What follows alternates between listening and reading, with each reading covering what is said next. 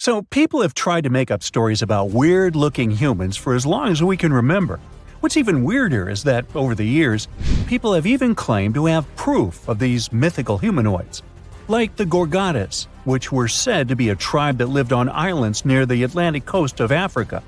The first time these people were mentioned in any sort of literature goes back to the 1st century. Not much was said about the gentlemen of the tribe, but the ladies sure were special. The women of this tribe were said to have hair all over their bodies. These days, scientists are almost certain people might have confused these humanoids with monkeys or apes. One Carthaginian general claimed he actually visited the islands back in the day and described the men as apparently being really fast runners. This strengthens the idea that these reports were of primates, not of people. It's normal to assume apes or monkeys would have bolted after seeing people for the first time, right? The location of the Gorgadas and their native islands is uncertain and has been described in different ways by writers over time. Pliny the Elder, a Roman scholar from the 1st century, wrote about another strange tribe. These people were called the Astami. Similar to the Gorgadas, they were said to be hairy people that lived in the upper parts of the Ganges River, near today's North Indian border. It was not their appearance that made them weird, though. Pliny wrote that these creatures didn't eat or drink at all, not because they didn't want to, but because they didn't have mouths. They got their nourishment from sniffing the scent of plants and apples. A strong scent could also have been very dangerous to them. As for their overall build, they were said to be thin and bony, mostly because they didn't consume any food. It's hard to believe these people did exist at some point, but there may be some historical facts to back this mysterious sniffing behavior. Some specialists believe that tribes located near the Himalayan mountains brought fragrant fruits and veggies on their travels. That's because smelling something nice can help with altitude sickness. In the past, travelers thought the nausea was caused by a bad wind and tried to cope by smelling onions, dried apples, apricots, and garlic. Now, Pliny the Elder seems to have had a lot of fun writing about strange human-like species. In his writing, he also mentions a tribe of headless people, with their faces on their chests. They were popular in medieval tales too, and were also nicknamed chest eyes. They were said to live in mountainous and wooded areas of North Africa, surrounded by wild animals such as lions, elephants, and snakes. Herodotus, the Greek writer from the 5th century BCE, also mentions these people in his story, but since he is known as both the father of history and the father of lies, I wouldn't be so quick to believe his stories. As with many other myths surrounding mythical creatures, there is some truth to these descriptions. People that travel through the desert, like the Tuareg people, traditionally wear clothing that covers them completely, with spaces in the fabric just for their eyes and nose. It's because of this tradition where they believe it protects them from spirits while they're crossing the desert.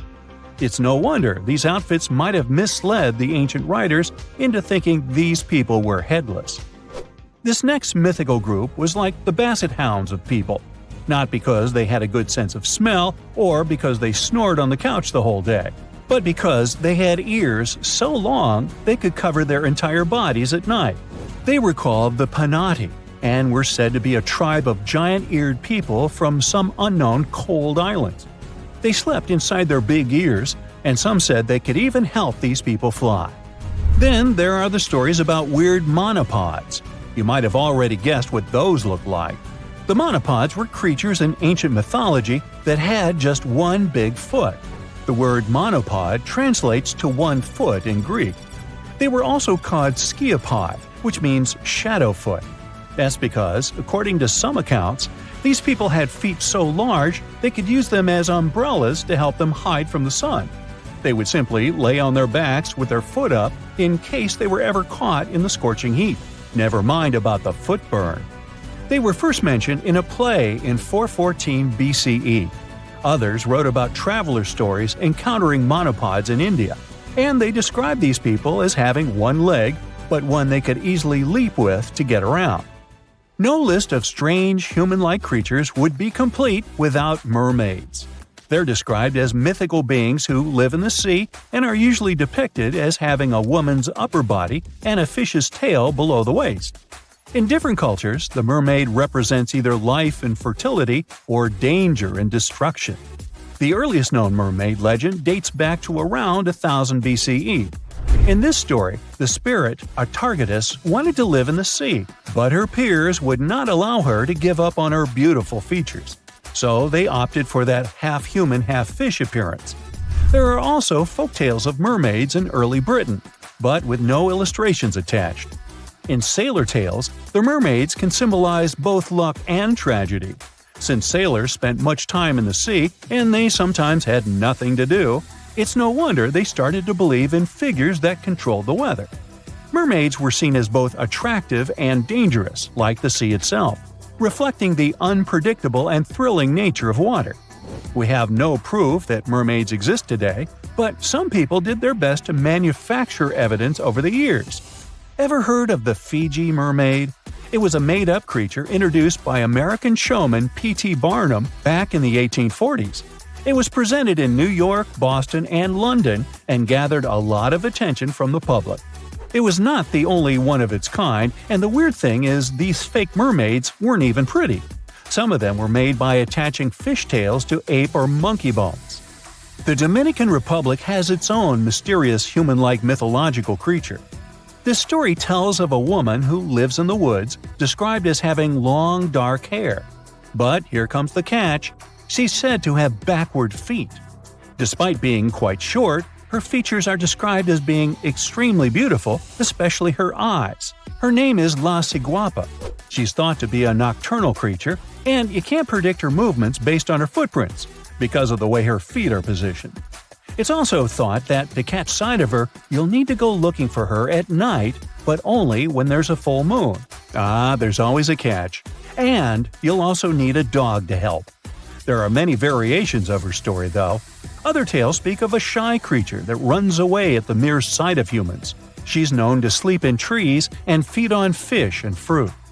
Now, you'll mostly hear about dwarves in Norse mythology.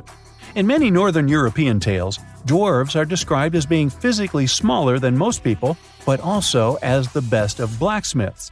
They were responsible for manufacturing powerful tools that helped many heroes in their quest. Some dwarves also possessed shape-shifting abilities. They frequently took on the appearance of inanimate items like needles, as well as creatures like fish and otters. These dwarf stories may have some historical facts to back them up, too. Back in the Bronze Age, miners located in southern Europe slowly ran out of tin, a material needed to make bronze. As they went searching for more supplies, they moved northwest, where more tin was available. These miners were shorter than most Northern Europeans, and their features included darker skin and bushier hair and beards. To top it all off, they had way better knowledge of metals and how to mine and use them to make necessary tools. It's no wonder that they might have really impressed the guests to the point they believed those miners were magic. Imagine you get to be an archaeologist for the day. You'll travel the world to solve the mystery of long-lost civilizations that disappeared without a trace. Grab your chisel and fedora, and let's go. You arrive at the American Southwest, where an ancient mystery is waiting to be solved. You make your way to Chaco Canyon, just outside of Albuquerque, New Mexico. It's hot and dry in this deserted area. You're here to visit the ancient ruins of the Anasazi people. It's said that they were a thriving civilization that met a mysterious end. You hike a few miles before you begin to make out the shape of dwellings, constructions built of stone in the middle of the canyon. This is Pueblo Bonito, a 10th century complex that contains as many as 800 rooms and stands over 5 stories tall. The buildings are beautiful and made from sandstone. To access the complex, its inhabitants built a 400-mile network of roads, some of them 30 feet wide. You can't wrap your head around the fact that it was built so long ago. Everything looks so well preserved. The Anasazi reigned over the so-called Four Corners region from 100 CE to around 1600 CE. During this time, they built a civilization that sprawled over 30,000 square miles, including Colorado, New Mexico, Utah, and Arizona. Standing inside a huge kiva, an underground ceremonial chamber, you wonder what happened to the Anasazi people. Scientists have analyzed tree rings and found out that the Anasazi population lived through a period of great drought. The drought is believed to have lasted 23 years, and there was possibly no rain at all during this time. This definitely affected their livelihood, from malnutrition to battles over food and resources. But was it enough to make 30,000 people flee their homes? Researchers say these people left their homes with their belongings still in place. Ladles were left in ceramic bowls. Granaries were full of supplies. It was as if they intended to return, but never had the chance to come back. For many years, archaeologists have believed that the drought was the reason for the disappearance of this thriving society. But there's other evidence that shows a different story. Anthropologists say that the ancestral Puebloans, as they are also called, were an exemplary population. They were peaceful and lived together in harmony. But that's not what their architecture shows. They isolated themselves from the rest of the world by building their settlements so high on top of cliffs. And they built walls and other security structures in order to protect themselves. What were they so afraid of? Recently, archaeologists began to study bone fossils of the ancestral Puebloans, and they've found evidence that suggests that toward the end of their civilization, things might have gotten pretty bad. Evidence shows that local leaders were ruling using fear-based methods. Severe punishment started to be inflicted on those who did not follow their strict rules. Why this happened is still a mystery, and you might need many other excavation trips to find out the truth. It's lucky that your next destination is really close by. Still in New Mexico, you'll visit the Blackwater Draw. It's a national prehistoric site that holds the story of the Clovis people. You're shocked to find out that the Clovis are possibly the oldest humans to have inhabited the U.S. They were the first humans to allegedly cross the Bering Strait and follow the ice-free trails down to the U.S.'s southern plains. Try to picture what this area looked like when the Clovis people roamed this land. A huge spring-fed lake with mammoths, giant sloths, saber-toothed tigers, and bison much bigger than the ones we have today wandering around. The archaeological site you're visiting shows that the Clovis population were big game hunters. You're able to identify the bones of several mammoths and even the stone tools that our prehistoric ancestors used to hunt them. Some of these date back to 13,000 years ago, aka the end of the last ice age. You're presented with two possible theories on the disappearance of the Clovis population. It's possible that during the final 1,500 years of the last ice age, changes in climate caused a shortage of food. Scientists also believe that this situation was worsened by overhunting. Another theory suggests that a large meteor hit North America, and this was enough to alter the climate and make the Clovis people migrate southward to try to survive. But the truth is, there's no evidence that any of that happened. Next, you'll fly to the Pacific Ocean, to the mysterious Easter Island. This place has left us with many questions, from the building of 13-foot-high face statues to the sudden disappearance of the Rapa Nui people who inhabited the area. You approach the island at Anakina, a white sandy beach on the island's northern shore. Researchers believe this area was one of the first settlements of the Rapa Nui. You could say you're standing at the end of the world, as you're over 3,000 miles away from South America and 1,000 miles away from the nearest island. Around 800 CE, when the first humans arrived, the island was an oasis. Today, the area is mostly deserted. You get your first clue on the fall of the Rapa Nui from an excavation pit you open at the beach. There's clear evidence of human presence: charcoal, tools, and bones, some of them belonging to rats. Bingo! When humans arrived at Easter Island, they brought along rodent companions. They probably didn't know this at the time, but these rodents would contribute largely to their demise.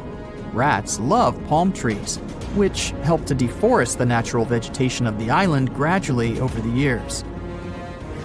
But there's another clue. Looking into genetic data, you discover that South Americans came into contact with the Rapa Nui around 1722. What might have happened to this population is the same that happened to other more isolated groups.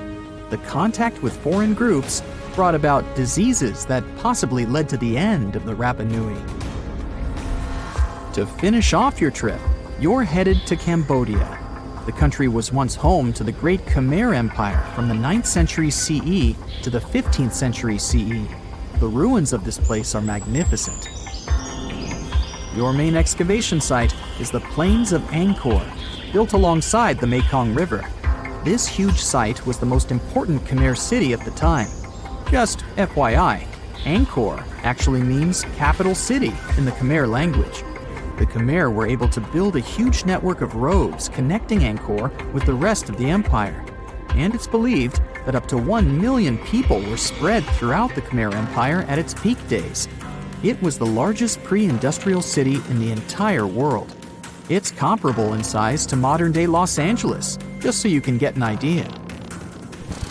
The Khmers were also master builders and engineers. They managed to build a complex irrigation system that helped their rice farming through the centuries. And to connect their cities, they built almost 500 miles of intricate highways and bridges. Oh, and not to mention the complex architecture of their religious buildings, such as Angkor Wat, one of today's most visited tourist sites in Cambodia. It took over 30 years to build, and it spreads over almost 500 acres. Back in the day, its towers were probably decorated with gold, but today, the site is a maze of vine-covered temples. Like your fellow researchers that came here before you, you're unsure of what caused this civilization to be wiped off the map. One possible guess has to do with the climate in the region. Strong monsoons might have caused massive floods and severe damage to the infrastructure, especially to the water system the Khmer people heavily relied on to survive. But another reason could have been regional conflict and immigration. Toward the end of the 15th century, the empire started to decline in numbers, and this could have weakened its strong power. You might not go home with many answers, but you've certainly learned a lot, huh? You're walking down the street. You see a strange-looking antique shop called Ageless Trinkets of Mr. Bright. You're curious, so you enter there. You take a look at all the weird stuff.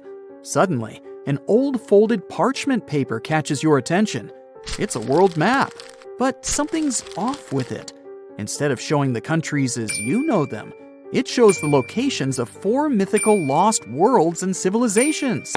Mr. Bright, the shop owner, comes next to you after realizing your shock. This map won't let you find these places or anything, but I can explain to you the legends behind them if you want, he says. Let me begin with Atlantis. You might know it as Aquaman's underwater kingdom, but Atlantis, the fictional island, was actually first introduced in 2 of Plato's works. According to him, Atlantis was a highly advanced civilization that existed about 9,000 years before his own time, and its story had been passed down by poets, authors, and others. He wrote about Atlantis and its citizens to give a moral lesson and to teach about the dangers of arrogance, as well as the eventual downfall of those who are after too much power. In his dialogues, Plato stated that Atlantis was a great and powerful empire that was respected in all parts of the world. It was founded by beings who were half deities and half human, and became a great naval power after a while. Being an island filled with gold, silver, and other precious metals certainly helped their case. But besides that, it was also known for its breathtaking architecture and state-of-the-art technology, as well as its countless rare and exotic wild animals. Atlanteans were proud of their great achievements and the perfection of their civilization, but their excessive pride was going to bring their downfall. They believed they were so superior that they could gain control over any nation. This led them to launch a series of invasions.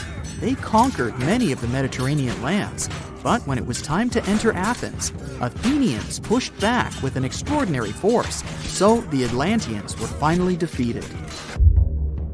Plato stated that deities then got angry at Atlanteans because of how wicked, greedy, and immoral they became, So they punished them by sending earthquakes, which caused Atlantis to sink beneath the sea.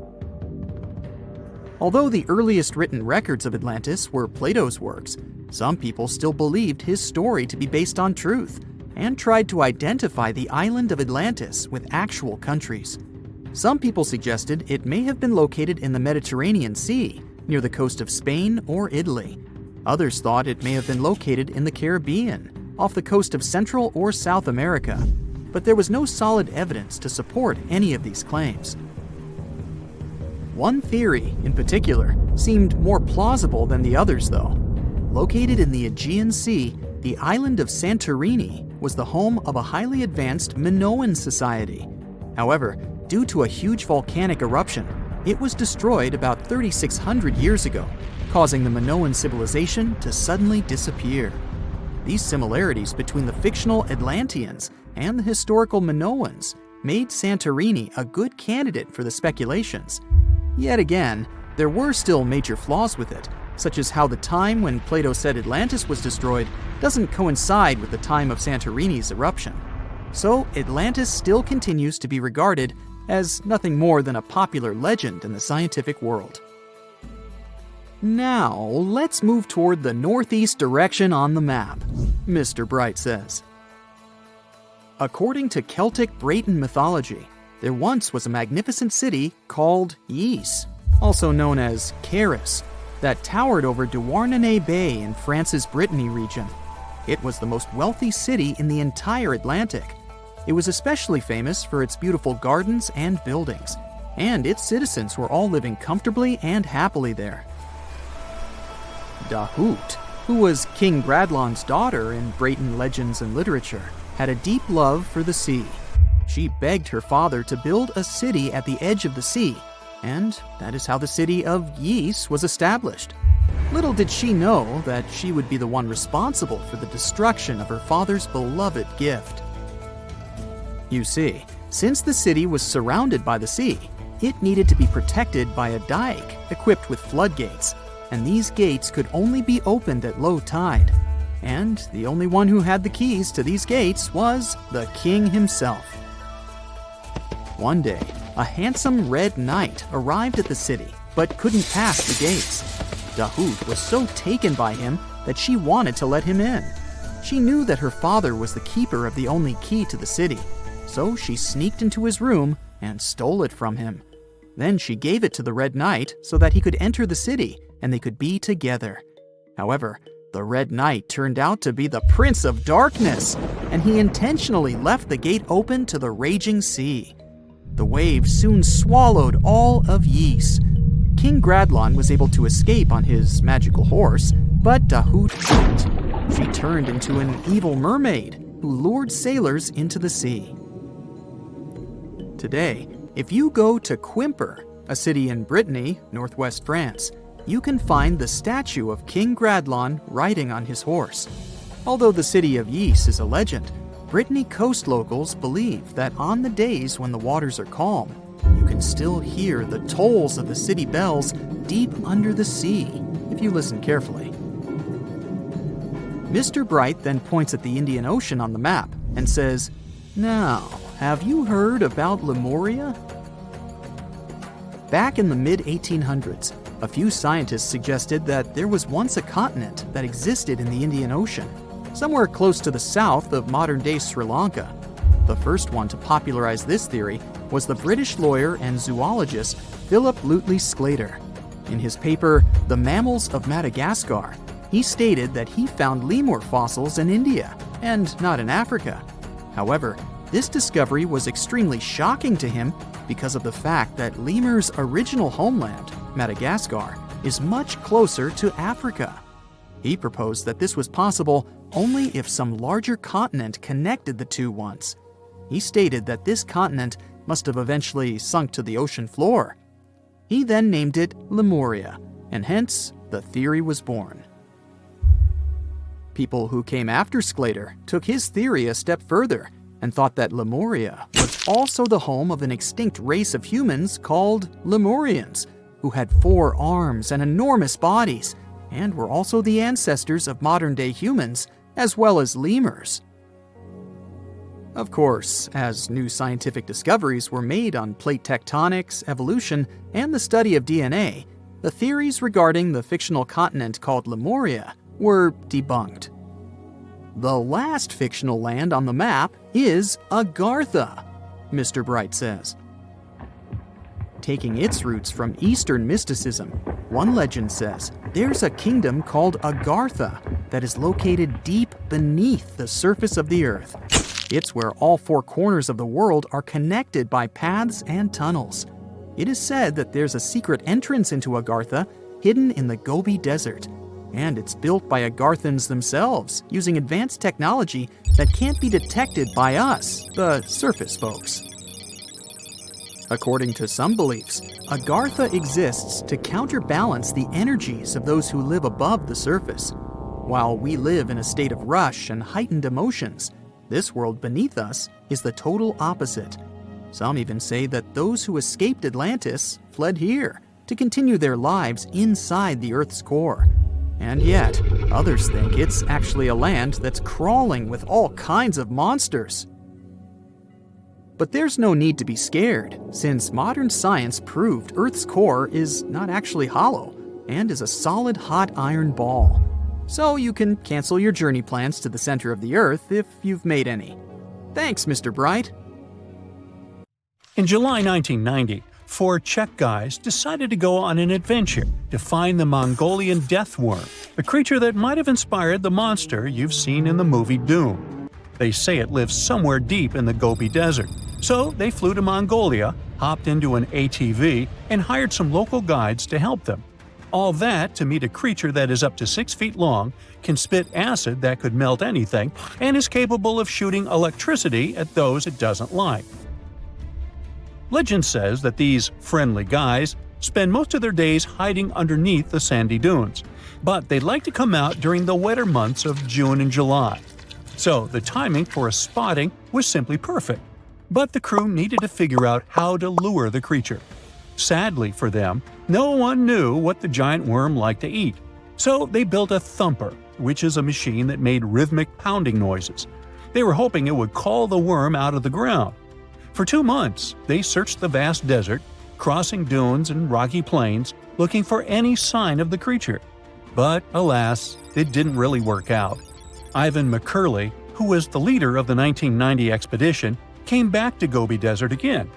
He once tried to attract the megaworm with blasts, and the second time he used a small airplane to scout the dunes. Over the years, groups from America, Britain, and New Zealand organized big expeditions to the Gobi Desert to try and find the creature. Many others came from all around the world on their own and found nothing. The people in the West first found out about the megaworm of the Gobi Desert thanks to an American paleontologist, Roy Chapman Andrews. This brave man was probably the inspiration for Indiana Jones. In 1926, he wrote about the creature in his book. At a meeting with Mongolian leaders, Andrews heard detailed descriptions of the creature, even though none of them had ever seen it themselves. One of them described it as looking like a sausage, about 2 feet long, with no head or legs. According to him, the worm was so venomous that just touching it could instantly take your life, and it lived in the loneliest parts of the Gobi Desert. Andrews didn't think the creature was real, but he shared these stories again in another book. In May 2005, 4 friends from Great Britain who search for monsters professionally decided to try their luck. They made drawings of the worm and hired local people to hand out flyers all over the Gobi Desert. These flyers offered a reward to anyone who could give information about the worm or even bring them a specimen. They thought loud sounds that other explorers tried would scare the beast away. Some told them it likes damp conditions, so they came up with a plan to block streams of water to create wet areas that would lure the worm out. Their plan didn't work because it was too hard to build dams in the desert. They ended up using small traps, but didn't find any actual proof that the worm existed. But they did meet locals who shared interesting stories about strange creatures they had seen over 70 years. Over the years, stories of the monster spread around the world. In some of them, it's only 1 foot long. In others, it's as large as a human. It's white-gray or scaly and brown. or maybe fleshy and bright red. Someone said it resembled a snake, or maybe a caterpillar, or maybe it has wings and can fly. And some believe it could be a supernatural evil being without a body. Maybe the stories are so different, and the search operations are so fruitless, because the creature doesn't even exist. Or it could be one of many cryptids. Those creatures like Bigfoot, Yeti, the Loch Ness Monster, their existence has yet to be proven. In 1983, one scientist who was visiting the region heard that an old man had managed to catch the mysterious worm. He also learned there was a nest nearby.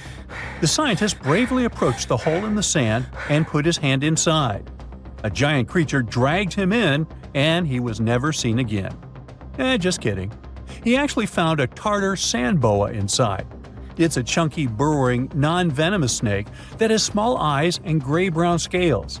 He showed it to the locals to verify if it was the monster, and supposedly all of them said yes. Most Mongolians who know about the worm still believe it's real. Now, even though people call our supposed monster a worm, it's just what it sounds like in the English translation. Many Mongol cultures have used this word for centuries to refer to any animals they thought to be really dangerous, especially snakes, even non-venomous ones. So, it doesn't have to be a literal worm after all. Worms are soft and squishy, but a creature living in the harsh Gobi Desert would need to be tougher, more like a snake or a type of lizard without legs.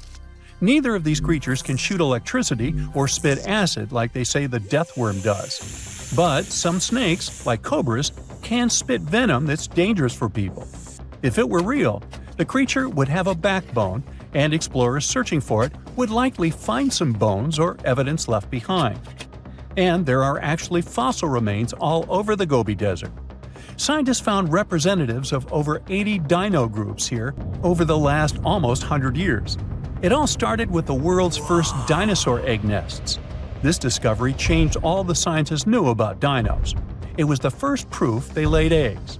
In the following 2 years, the same expedition team unearthed over 100 dinosaurs and took them to the American Museum of Natural History, where you can still see them today. Some of them were swimming around in the Cretaceous Sea that used to be here about 71 million years ago. They resembled modern birds. The mystery of the megaworm is still unsolved, but there used to be another mystery scientists finally managed to explain. Back in the 13th century, a famous traveler, Marco Polo, not the guy from the swimming pool game, crossed the Gobi Desert. He thought he could hear mysterious noises, like the sounds of musical instruments such as drums. He wrote about it in his book and believed he might be hearing the voices of restless spirits. Scientists call these noises singing sands or booming sands. Unlike the squeaky sound you might hear when walking on a sandy beach, these desert sounds are much louder, like a musical instrument playing deep, haunting notes.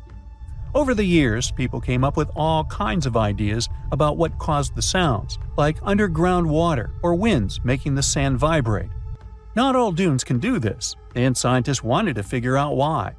Sometimes the winds might cause a small avalanche on the side of a dune, and then you can hear the magical sound start. But this is rare. So, to study it, scientists had to help the dunes sing. They climbed to the top of a dune and slid down on their backs, using their hands and feet to push sand down. As the sand tumbled, the sound started softly and got louder. They could even feel the vibrations with their hands. So they found out that for a dune to sing, a few special things need to happen. The grains of sand must be the right shape.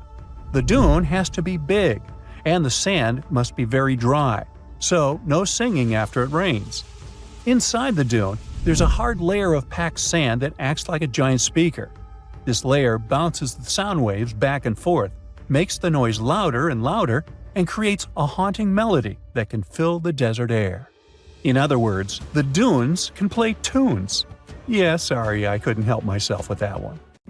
You decided to go scuba diving for the first time. The water is clear and the sun is shining on the seabed. You take a few selfies and the fish swimming by when suddenly, the ocean goes pitch black. You look up and, oh my, what is that gigantic animal? It's definitely not a shark, not a whale. Is it a turtle? Yup, but fear not, it's not gonna hurt you. If you had lived on this same Earth about 72 million years ago, then maybe this could have really happened to you. Scientists have recently found the fossils of a gigantic marine turtle that could have grown as big as 12 feet. If you don't have any idea of how big that is, let's see some examples. That's the average length of a hippopotamus, 6 golden retrievers, or 2 Michael Jordans stacked on top of each other. The turtle's scientific name is an homage to that old-school sea monster called Leviathan. Maybe you remember this from old-school history lessons. The Leviathan is supposedly a mythical creature that would swallow entire ships or people that were deemed too greedy by the creature. Can you imagine being swallowed by this humongous sea turtle? No, thank you. The fossils of this gigantic creature began to be excavated between 2016 and 2021, all the way in northeastern Spain. The first fossil was located by a hiker in the Spanish Pyrenees, and it was around 8 inches long. The pelvis of this turtle alone measured around 35 inches. It would definitely be one of the biggest turtles today if it hadn't gone extinct. FYI, the largest living sea turtles today can reach up to 6 feet in length, which is already pretty big. Now, how about a gigantic prehistoric scorpion? I bet most people here are not huge fans of these creatures, especially since they're poisonous, which is why the thought of a 9-foot-long aquatic scorpion might be the stuff of nightmares. Let's just say that if they hadn't gone extinct some 400 million years ago, lakes and rivers would be much more dangerous places for humans today. These gigantic insects were considered to be apex predators in their time, hunting everything from fish to other animals, even of their own kind. Yikes! I got goosebumps just imagining these creatures. Should we thank the asteroid that hit our planet now or later on in this video? Another prehistoric animal that would shock humans if it were still alive is the so-called Megatherium, a gigantic sloth. This huge sloth is believed to have grown up to 20 feet long, and its weight could be up to 8,000 pounds. It was found in the woodlands and grasslands of South America. The creature used to stand on its 2 feet in order to reach leaves on high branches. These giant sloths had huge claws. They helped them climb trees. I gotta say, I feel uncomfortable imagining these elephant-sized sloths climbing trees. Oh, of course, some dinosaurs will make our super-sized creatures list. But before that, here's a fun fact. Did you know some dinosaurs are still alive today? Scientists have proven that birds are classified as theropod dinosaurs. Such infamous creatures as the T-Rex and Velociraptor belonged to this group. I'm sure you've heard these names even before you watched Jurassic Park. The Velociraptor is that scary dino that breaks into the kitchen. Well, they evolved, gained some feathers, and turned into various species of birds we know today. That means that any bird from chickens to those little blue ones is a direct descendant of dinosaurs. Now, does the name Spinosaurus ring a bell? You can see this huge dinosaur in some museums today. Its fossils, I mean. The Spinosaurus was one of the biggest land predators to walk Earth. Actually, to walk its land and water, since scientists believe that this dino was semi-aquatic. It fed mostly on meat, which means humans would be its natural prey if it lived today. This meat-eating dino lived around 90 to 100 million years ago. It was about 60 feet long, 12 feet high, and weighed up to 22 tons. Its head was around the size of 8 bowling balls and was shaped like a crocodile's face. Basically, the Spinosaurus was a big African elephant with the face of a crocodile. Just kidding. But that would look funny though, wouldn't it? A much more attractive dino was this guy. It's considered to be the largest dinosaur that has ever lived on our planet. What made it so big was its extremely long neck and very long tail. You wouldn't want to stand behind this creature, believe me. If it decided to swish its tail, you'd get catapulted very far away. This creature lived around 100 million years ago, and its fossils were first found in Argentina around 2012. The dino measured 120 feet from head to tail, which made it almost as big as an American football field in width. And have I mentioned it weighed almost as much as a space shuttle? A staggering 75 tons. If it had been a carnivore, it would have probably been the greatest predator. But this big guy was a peaceful herbivore that had such a long neck that it could eat leaves from high trees. Cute, right? We must also talk about the Shastasaurus. As the name suggests, this animal is popularly known as the Mount Shasta lizard. Even though it was a marine reptile and probably never set foot on the mountain itself, this dino was usually around 23 feet long, but there was a specific strand of this species that could get as big as 69 feet long, about the size of the great blue whale. This made it the biggest marine reptile to have ever lived. A fun fact about the Shastasaurus is that scientists believe it didn't even have teeth, which means it could only feed on soft-bodied prey, such as squid, for example. The next animal on our list is the blue whale. Believe it or not, the biggest living animal on Earth actually started small. These days, the average mature blue whale can reach up to 100 feet in length and weigh up to 200 tons. That's more or less the weight of 40 elephants put together, or 30 Tyrannosaurus rexes, or 2,670 average-sized people.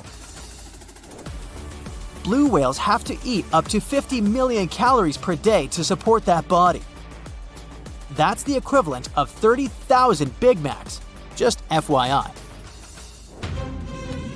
But blue whales weren't always this big.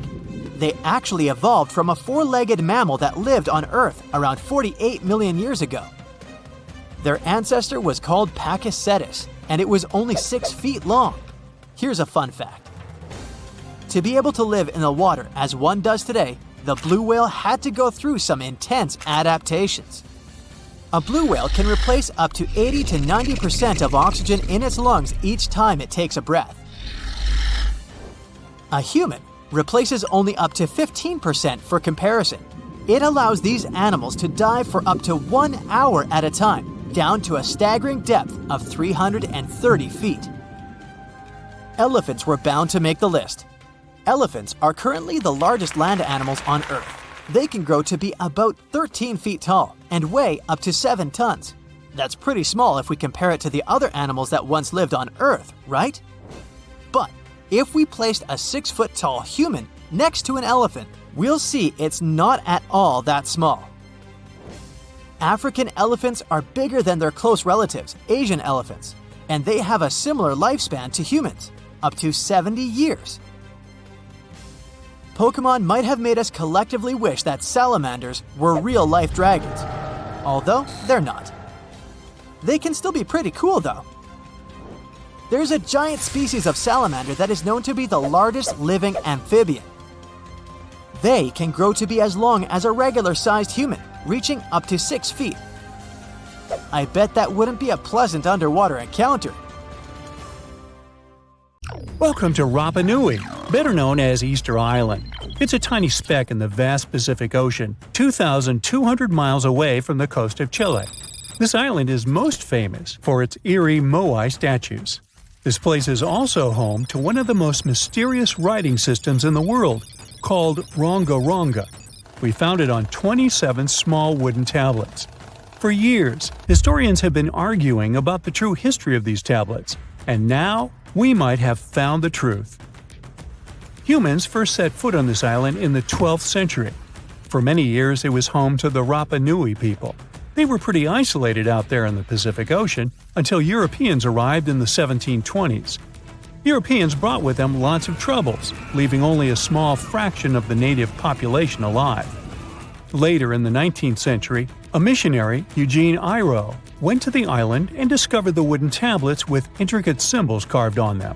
He wrote how marvelous they are, but there are hundreds of them on the island, and that they can be found in every household. But unfortunately, not all of them survive to this day. We've only got 27 of them. Some of them were heavily weathered, burned, or otherwise damaged, and now they're scattered all over the world in museums and private collections. Some of the language's artifacts were carted off to Tahiti and then to Europe by Europeans, leaving none behind on Easter Island itself. The 4 sacred tablets found their home in a congregation in Rome. They were the ones used in the recent discovery.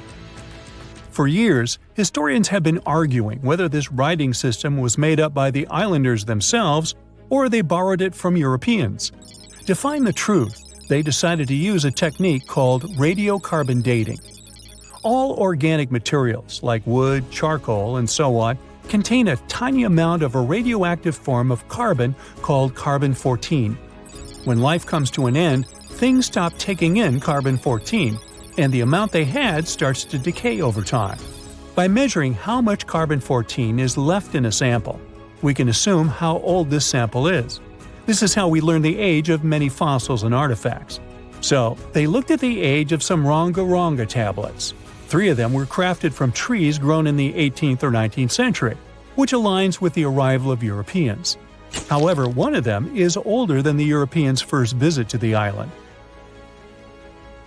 There are 2 reasons to believe that Rapa Nui people created this writing system themselves. First, Rongo Rongo works differently from European languages. Decoding it is a pretty hard task. Unlike English, this language boasts over 400 unique glyphs, none of which resemble any known writing system. There were many attempts to decipher this language, and none of them were successful so far. And second, one of the tablets is shown to be from around the 15th century, before the Europeans arrived.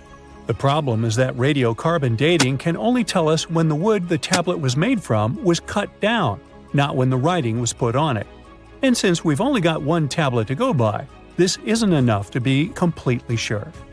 On the other hand, why and where would they preserve cut wood for over 200 years just to grab it and write something on it one day?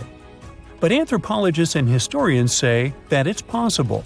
Scarce wood resources might have led the islanders to reuse old driftwood, which could be centuries older than the writing itself. This is known as the old wood problem in archaeology. Plus, the tablet looks very preserved. It was maintained to protect it from wood-damaging insects, humidity, and so on. That's why it survived over the centuries. Whatever is written on it, it was probably important for the Rapa Nui people. Now, all of these are guesses and clues, but scientists are cautiously optimistic. They believe that Rongo Rongo could be one of the rare instances of independent writing invention, like those of the Sumerians or the Egyptians. But we need more evidence. In the Rapa Nui language, Rongo Rongo means to recite or to declaim. Not everyone could write, only a select few. Probably only the elite of Easter Island, mostly men, knew and could read this written language. After colonization, none of them survived. So now we have to rack our brains trying to figure out what's written here. First, scholars can't agree on what type of script it is. We aren't even sure that this was their language. But even if it was, we don't know whether it's a primitive form of writing or a fully developed system. In the 1990s, a linguist, Stephen Roger Fisher, believed he might have cracked the code of Rongo Rongo's structure. His idea was that these tablets conveyed cosmogonies. Cosmogonies are stories or narratives that explain how the universe was created and how natural phenomena came to be. They often come from ancient traditions and cultures, like those found in East Polynesia. The tablets could have talked about things like how the world began, where everything came from, and how different aspects of nature, like the stars or the mountains, were formed. This would also explain why only the wise elite could write. Fisher thought that Rongo Rongo is a mix of logographic and semasiographic systems, which means that some symbols represent spoken words, while others represent ideas or concepts. But deciphering them would be very hard because it requires extensive memory and knowing context, because the symbols are more like hints than complete expressions. However, other language experts disagreed with his ideas, saying there were problems with how he put together his theory. Unfortunately, Fisher couldn't prove this hypothesis. Maybe these are just drawings. If we look at the tablets, there are some things that look recognizable: people, animals, plants, and geometric shapes. There are some birds. One of them looks like a frigate bird, which Rapa Nui people associate with the deity Maki Maki. There are also fish, centipedes, and so on, or at least these glyphs look like them. Could it be just art or a form of decoration? Maybe, but there are some problems. The glyphs show a high degree of complexity and structure. They also keep the same style. For example, there are several symbols that show something human-like with a raised hand. The only difference is different heads. As if it wasn't complicated enough, this unique writing style also uses a system known as reverse boustrophodon. This means that each alternate line is flipped upside down, resembling nothing seen elsewhere. We don't know why they would turn the tablet upside down after each line. But all this shows that they had some sort of system and organization behind these symbols. Plus, it seems like they use these tablets every day for some practical purpose. But there's some hope for the future. New technology, like AI and other computer programs, might help us understand lost languages. We already started creating algorithms that could help us solve other mysteries, like the Voynich manuscript. Academics even organized the Vesuvius Challenge, a machine learning competition that, in 2023, cracked the riddle of the ancient Herculaneum scrolls. The scrolls were buried under volcanic mud after the catastrophic eruption of Mount Vesuvius in 79 AD. In real life, the scrolls are very fragile, so deciphering them would be a very hard task. But with digital scanning and machine learning, it's much easier. They have a rich history. They most likely belong to the personal library of an Epicurean philosopher named Philodemus. These scrolls contain very important insights into Greek philosophy and Latin literature. If we decipher more of them, we'll learn more about the rich history of the Roman Empire. Amongst the swamps lives a strange bird with a Dutch clog for a beak. It screeches a high-pitched whine, notifying other shoebills that this is its area when it comes to food. Its eerie calls add to the surrounding roars of dinosaurs in the distance. It's not hunting dinosaurs though, of course, but snakes, fish, lizards, and frogs amongst the reeds. This bird continued to survive even as the dinosaurs left this world. Fossil records of the shoebill date back to 65 million years ago, and today it continues to hunt in a similar environment. Although once widespread, today its restricted habitat is within several countries in Africa. The shoebill stands up to 60 inches tall, and its broad wings are built for soaring across the plains. But the main feature of the shoebill is, of course, its beak. Ancient in appearance, it's gone unchanged for ages. Its huge bulging bill measures up to 9 inches, which makes it the third largest among all living birds. The upper mandible of the beak ends with a sharp nail, perfect for its prey. It lets the bird take them out with an instant peck. With a wide range of food at its disposal, it's known as one of the most terrifying birds. Its hunting behavior is still as effective as it was millions of years ago, which has made its survival possible. It feeds mainly on aquatic animals, fish, frogs, lizards, and even small crocodiles. So there's always been plenty of options at its own all-you-can-eat buffet. Surprisingly, their relationship with humans is a pretty chill one. That's why they're so popular among birdwatchers. This cool guy is just standing idle, staring down the lens, as if to say, "I've seen a lot worse than you." Lurking under the water in many countries around the world, another opportunistic hunter lays low beneath the shallows. Meet the saltwater crocodile. With an appearance that just straight up tells you it's ancient. It's been around for over 240 million years. Once appearing a lot larger, they've always had a reputation of taking down whatever came too close, even dinosaurs. They survived many catastrophic events and have continued to adapt to each of them. As they continue to evolve, they've become the ultimate survivalists as we know them today. Still, they sit within their territory, waiting for anything to enter, even humans. They grow up to 20 feet and have a powerful bite that's stronger than any other animal. 30 times stronger than your bite. Just saying. Anything that ends up in its toothy cage can't escape. With scales and armor plates protecting it, there isn't an animal on Earth that hunts it, making the crocodile the ultimate apex predator. As per its name, it's also adapted to salt water, providing it with useful salt glands, something its alligator cousins don't have. And that's how they're able to swim enormous lengths out to sea. Their routes follow ocean currents, and they aren't afraid of bypassing the shark-infested waters. Not even the great white would mess with this one. The distances they've traveled measure up to 390 miles, and they're capable of reaching speeds up to 18 miles per hour. Just another reason not to swim in the sea, right? The next creature on our list has been around for up to 145 million years. These pesky little things have been feeding off warm-bodied animals. Can you guess what I'm talking about? Lice. Those guys originated in the Cretaceous period, between 145.5 and 65.5 million years ago, when they used to feed on dinosaurs once upon a time.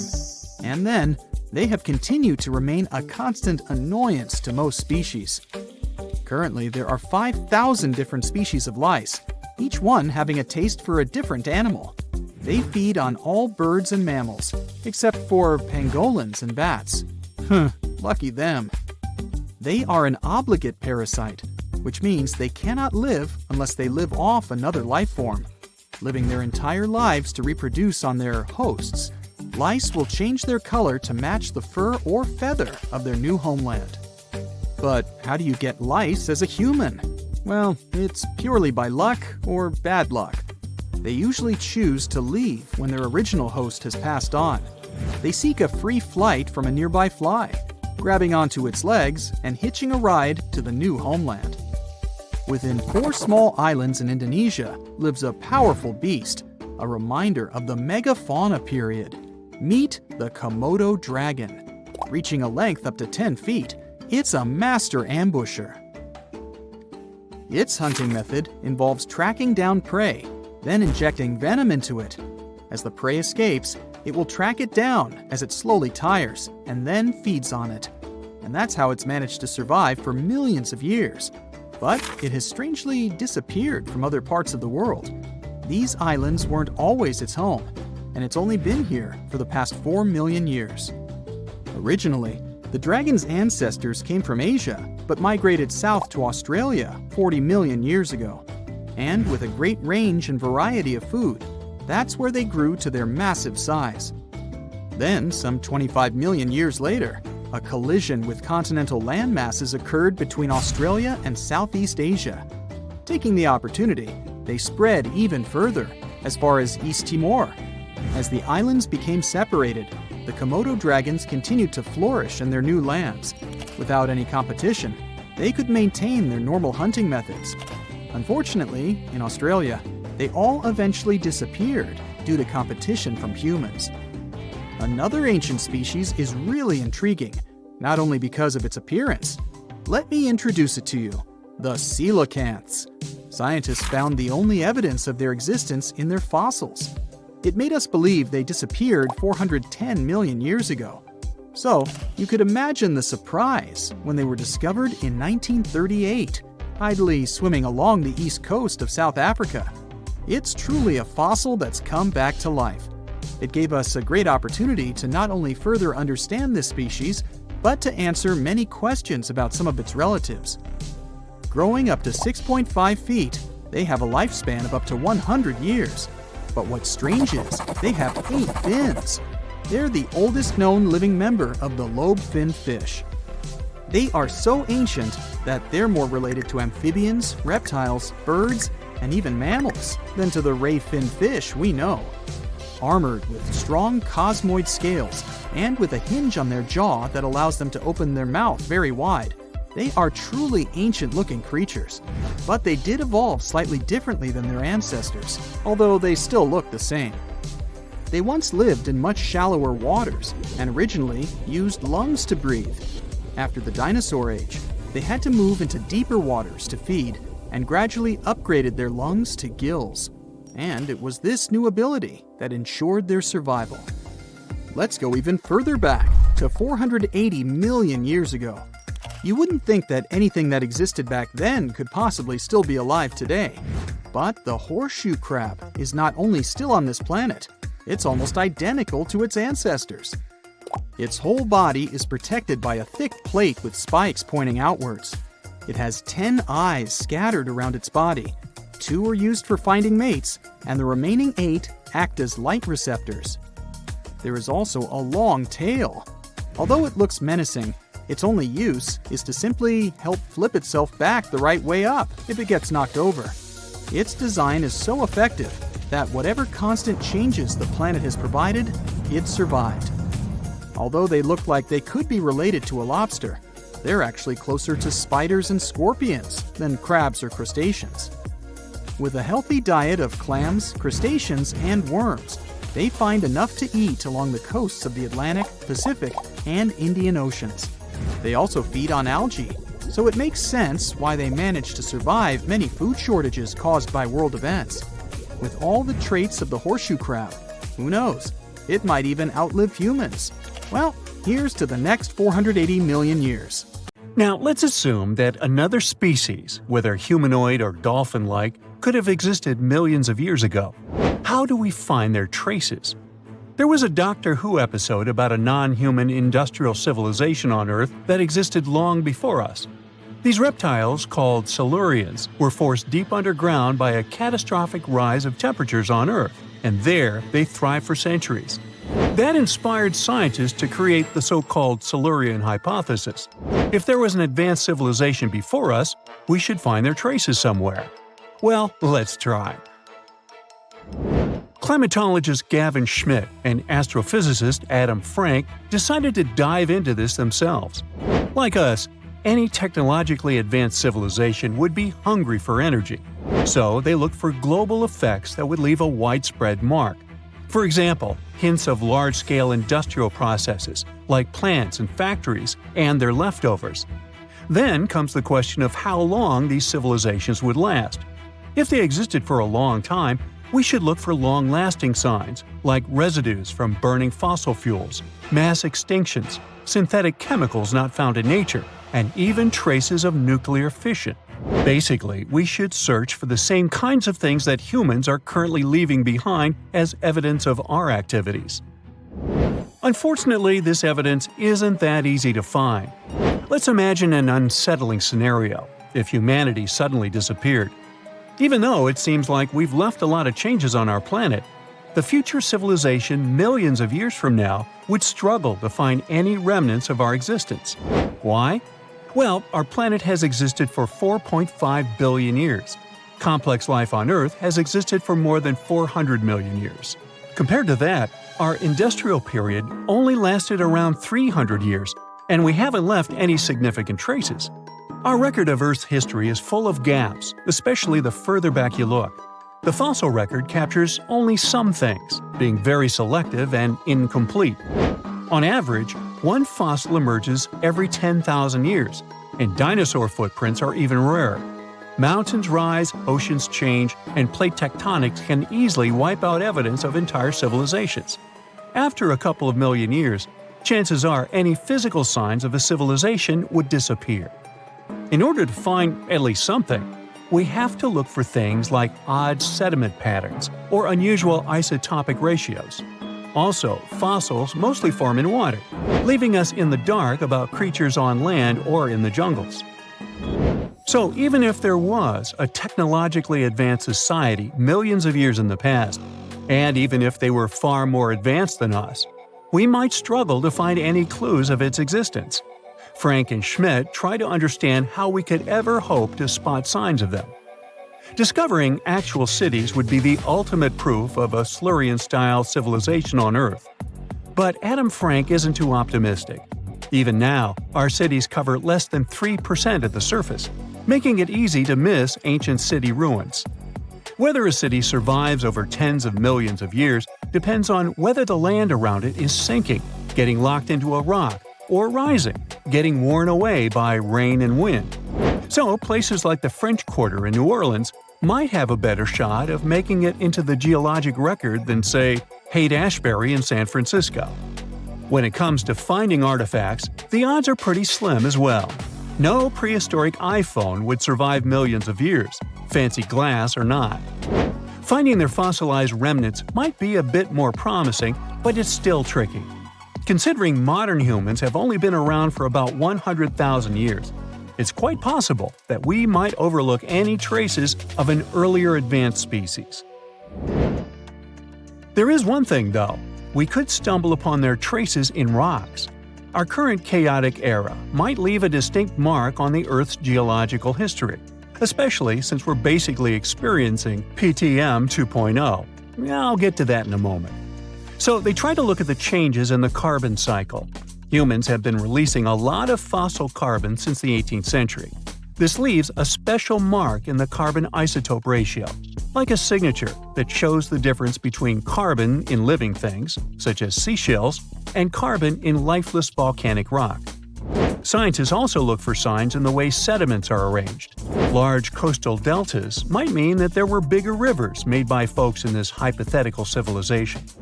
Traces of nitrogen could suggest big-scale farming, where they used a lot of fertilizer.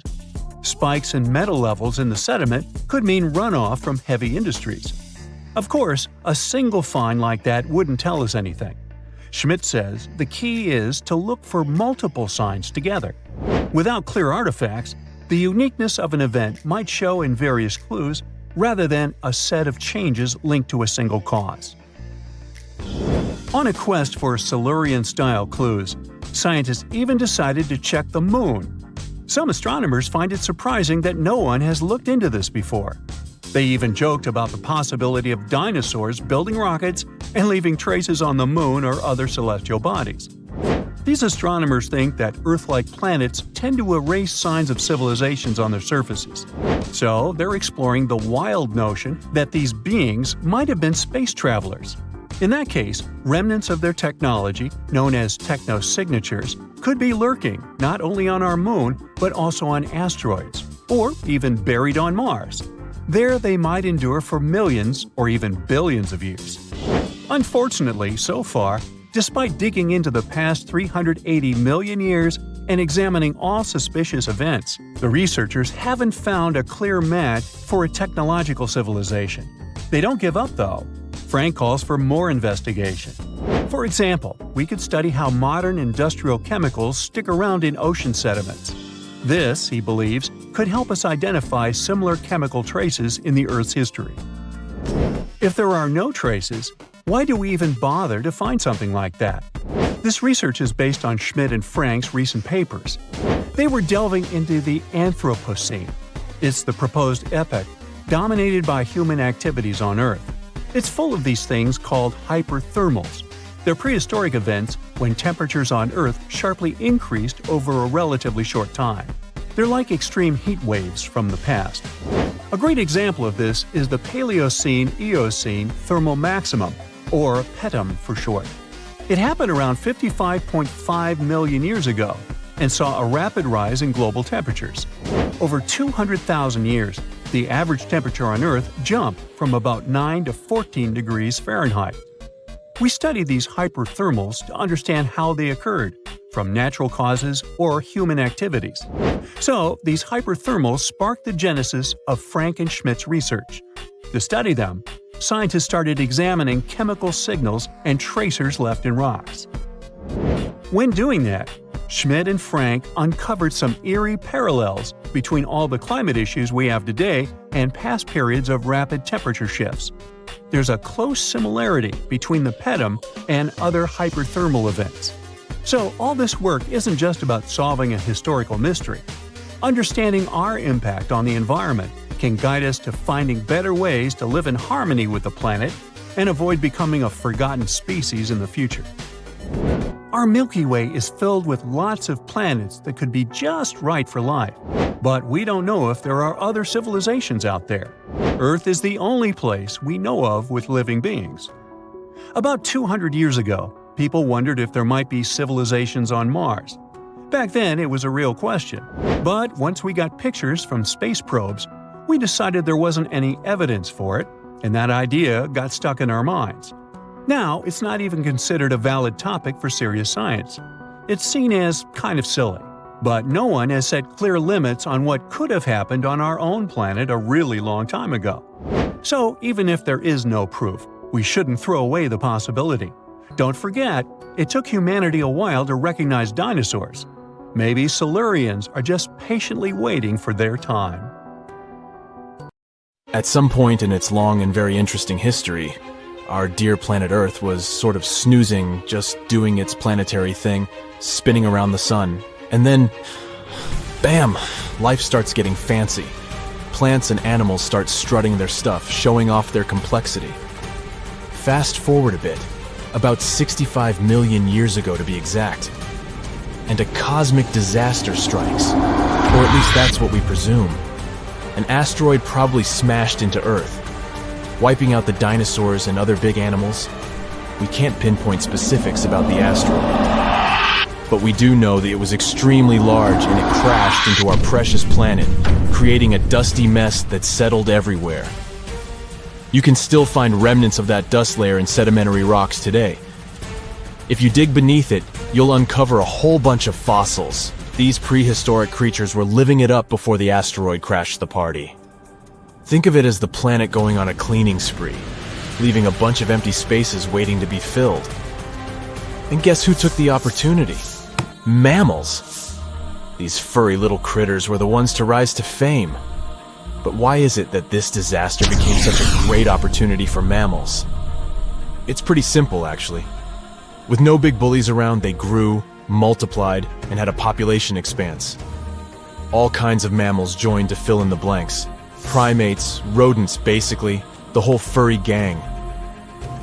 We're talking about placental mammals, marsupials, and even egg-laying mammals, adding some serious variety to the mix.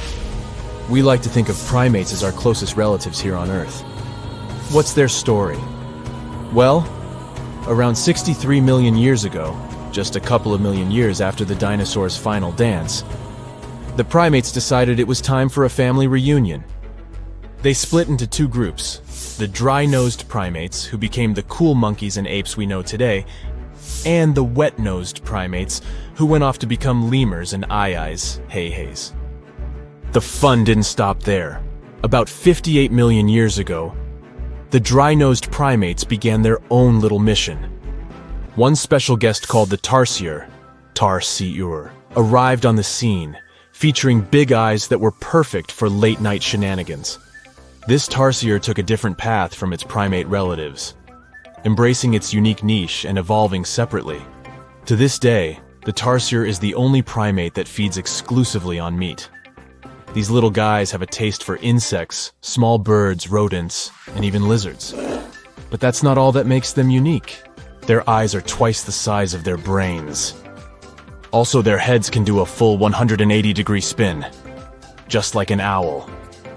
Because of their features, the tarsiers are the true kings and queens of the night. With their superpower of ultrasonic tracking, they can spot their prey instantly. Plus, their legs and feet are like springs ready to launch them into action. They've got this special ankle bone called the tarsus, which gives them those epic leaping skills. Hence the name, if you were wondering. But let's leave these little critters to rest and get back to our story, shall we? About 55 million years ago, the Earth cranked up the heat, literally. This sudden hot pod was a bit too much for many deep ocean dwellers and plants to handle, and they bid their farewells. But hey, every goodbye is an opportunity for something new, right? The oceanic mammals known as cetaceans saw their chance and took it. They splashed into those empty niches, becoming the rulers of the sea. In this category of creatures, you can find the blue whale and the dolphin. A special primate guest made an appearance around 47 million years ago. Scientists now affectionately call the fossil of such a creature Ida. This little wonder caused quite a stir, initially hailed as the missing link in human evolution. But here's the hilarious part. It turned out Ida was not one of us dry-nosed primates, but a cheeky wet-nosed one. moving forward to 40 million years ago. This is when another big event happened in the primate world. The New World monkeys, our distant cousins, decided to take a different path and branch off from our lineage of Old World monkeys. They packed their bags and set off to conquer South America, where they're still living it up today. What's the difference between the two, you might ask?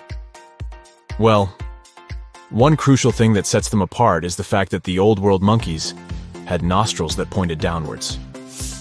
Around 25 million years ago, another troop of apes entered the scene, and these guys had something special: the lack of a tail. These unique creatures would go on to become our closest relatives. We're talking apes and great apes, the cool gang who share a whole lot of genetic similarities with us. The first ape to break free from the monkey madness was the gibbon. About 18 million years ago is when this little acrobat swung into the picture. A few million years later, the great apes made their grand entrance too.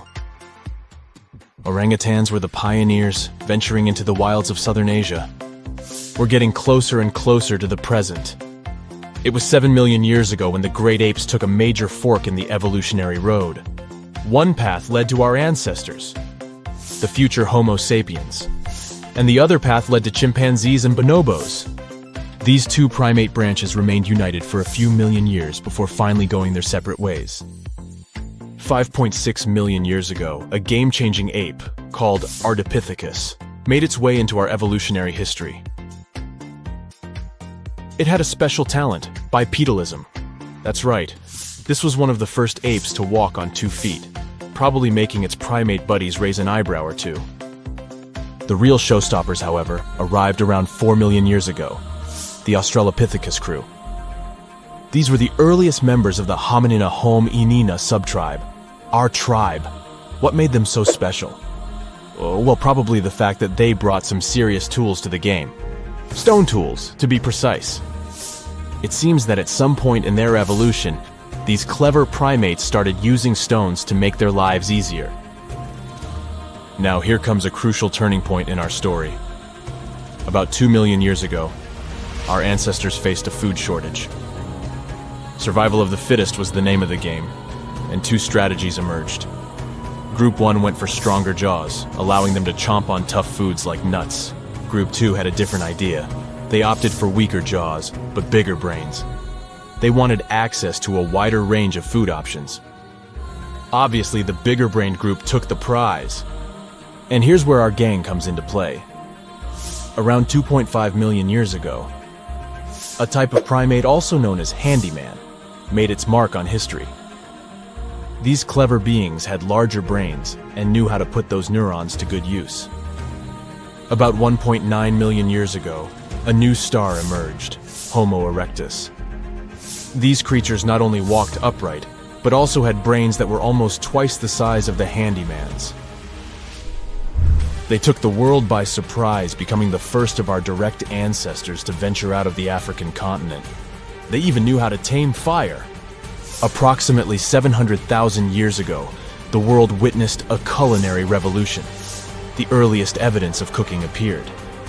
And around 500,000 years ago, our ancestors decided it was time to become a bit more fashionable, donning the first evidence of clothing. Our very own species came to be just 300,000 years ago. Told you we were late to the party. But the world was never the same after the appearance of Homo sapiens, the anatomically modern humans. Alongside our other relatives, we emerged, ready to conquer the world with our innovative minds and complex societies. The exact path of our evolution remains a bit of a mystery. But what we do know for sure is that Neanderthals joined the party around at some point too. As Homo sapiens flourished, so did our capacity for language. Modern speech is believed to have emerged almost hand in hand with our species. We started expressing ourselves, sharing stories, and shaping the world with our words. So, there you have it. It took 13.8 billion years of cosmic history for humans to make their entrance. Think about it. 99.998% of the time since the Big Bang, we weren't even around. Our species, Homo sapiens, is the toddler of the Earth's family, existing for just the tiniest fraction of the universe's timeline. Yet, in this blink of an eye, we've managed to unravel the entire story that led to our existence. The story won't end with us. It's an ongoing saga, still being written with every passing moment. You're an adventurer looking for a golden hourglass hidden in the jungle of an exotic country. Finally, you find the artifact. Someone starts shouting as soon as you grab it. "Stop! This is the police! Hands up!" You look around and see two officers. You turn the hourglass over and fall into a suddenly formed portal that takes you through space and time. "Hey you, stranger, don't move! What are you doing in our temple?" You look around and see two guys with swords. They're the police of ancient Babylon. The vast kingdom in Mesopotamia was the first in history to invent a list of laws and punishments for their violation. The list of these laws was called the Code of Hammurabi and contained 282 laws. They were carved on stone pillars around the 10th century BCE.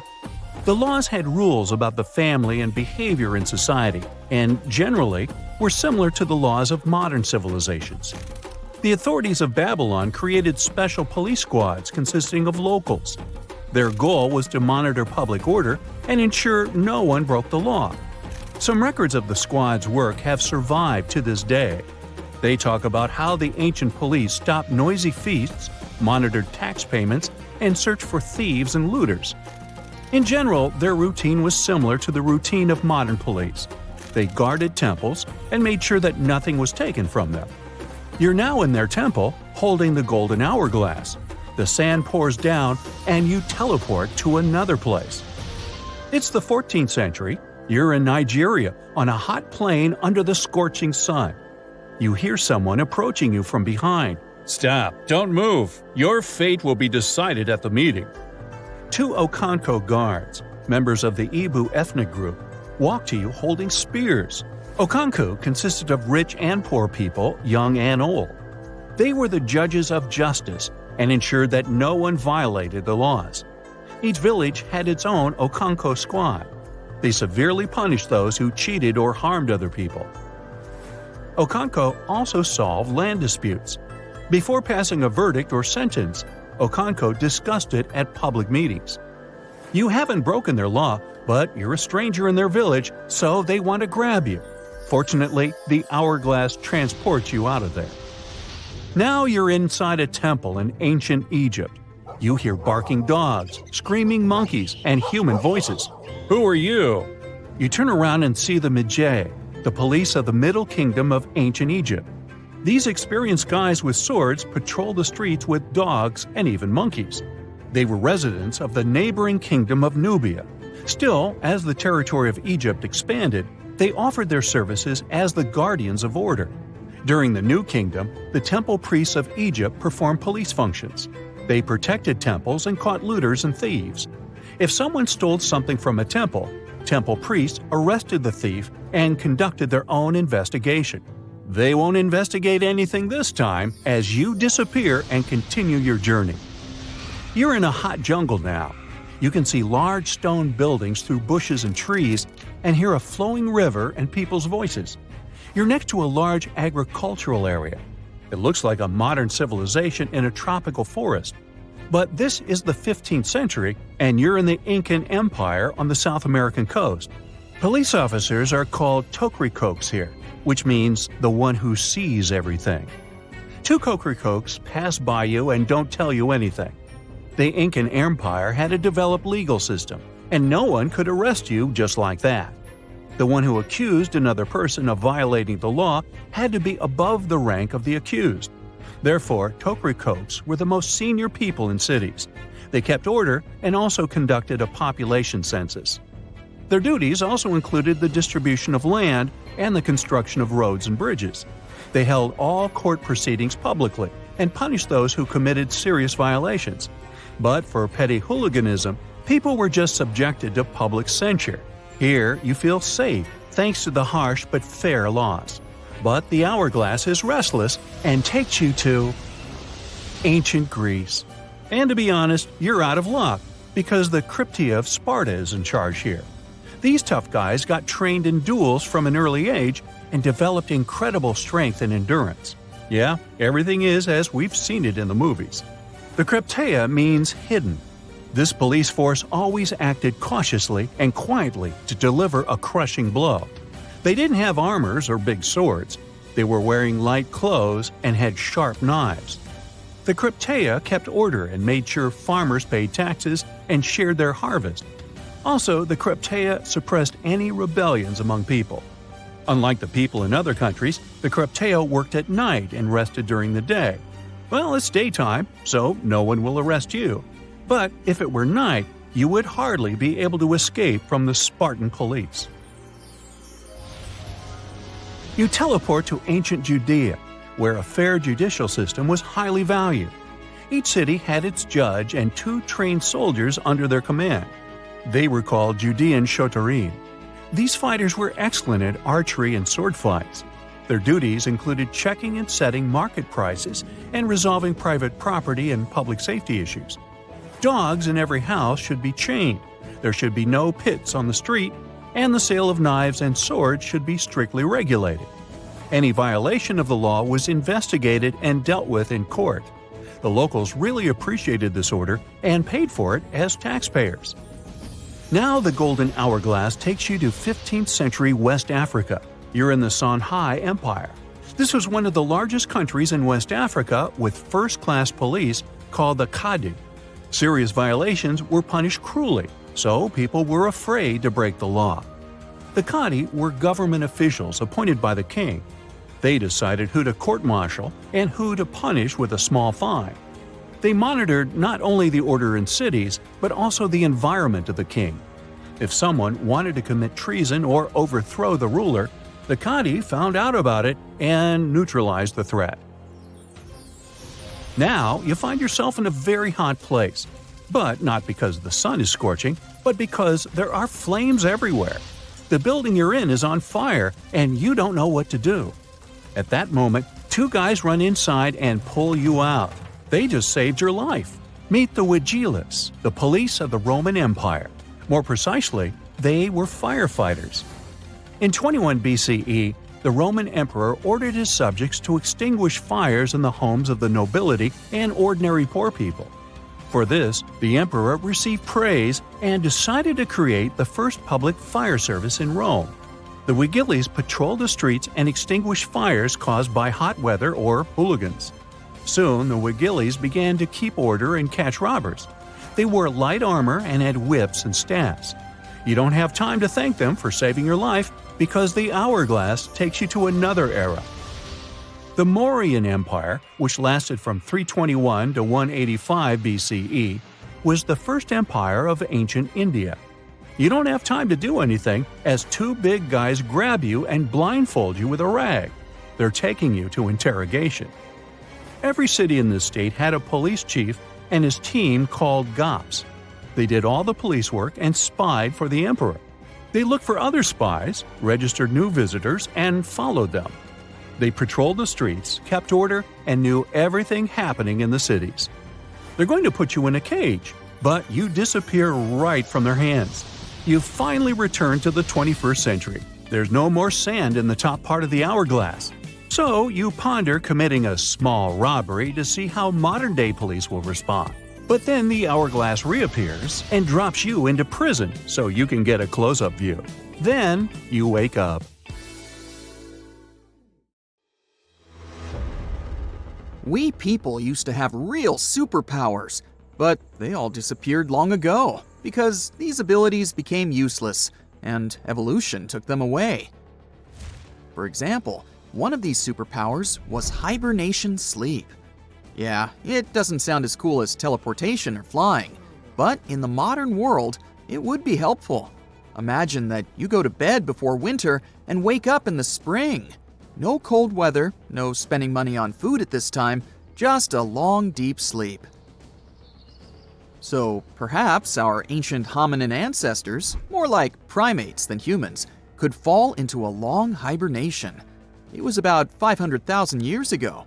hundreds of thousands of years before the appearance of the first Homo sapiens. Hominini of that time lived in caves during the Ice Age and fell into a long sleep to survive. However, this is not a confirmed fact, but scientists have some guesses about it. Paleontologists discovered many fossils of our ancestors in one Spanish cave.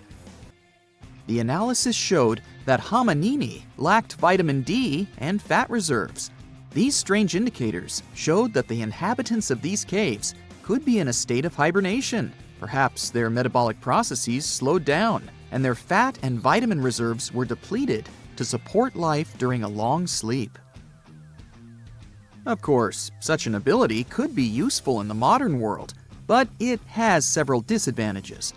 Let's look at the example of bears and what problems they can face during hibernation. Unique metabolic processes support their long sleep, but if these processes are violated, then after waking up, the bear can get very sick. This may happen because of an insufficient amount of fat and food reserves. Another ability from the past would help save thousands of dollars for modern people. This ability is strong and healthy teeth. Today, we have dental clinics, high-tech equipment, hundreds of types of toothbrushes and toothpaste, mouthwashes, and much more for the health of our teeth. Despite this, ancient people had stronger and healthier teeth. More powerful jaws and sharp teeth allowed them to chew on hard meat, and the immunity of the oral cavity didn't allow bacteria to develop. But then, agriculture appeared. People started to eat grains. This added new species of bacteria to the oral cavity, weakened the jaw muscles, and provoked cavities. Teeth became more fragile, but they got the most severe blow when people discovered sugar. Sweets added a lot of problems to teeth health. Previously, teeth worked as a tool for processing hard materials, but then we began to eat soft food, meatballs, and fried chicken, and the strength of teeth became meaningless. Evolution took that away from us. Our ancestors were taller, stronger, more agile, and more resilient than we are. A couple of days spent in the fields while hunting mammoths were the equivalent of a month of regular training in the gym. People were not obese. They ate natural food and looked like athletes. But why were they taller? What influenced bone growth? Over the past 10,000 years, the changes in growth were most noticeable. But this trend has changed in our direction in the last few centuries. People have started to get taller. It's difficult to determine the exact cause of such changes. It can be genetics, environment, lifestyle, nutrition, or modern technologies. So, 40,000 years ago, Cro-Magnons hunted and gathered in Europe. They were better developed physically, thanks to this lifestyle. Their ancestors migrated to Europe from Africa, which was the reason for the tall growth. Longer bones were helpful for adaptation to the hot African climate, but after 30,000 years, the growth of people sharply decreased because of the onset of cold weather and the development of agriculture. Our ancestors went through times of famine, and their bodies shrank over time to adapt to a meager diet. In addition, living next to livestock provoked the emergence of new diseases. All of it affected the appearance of ancient people.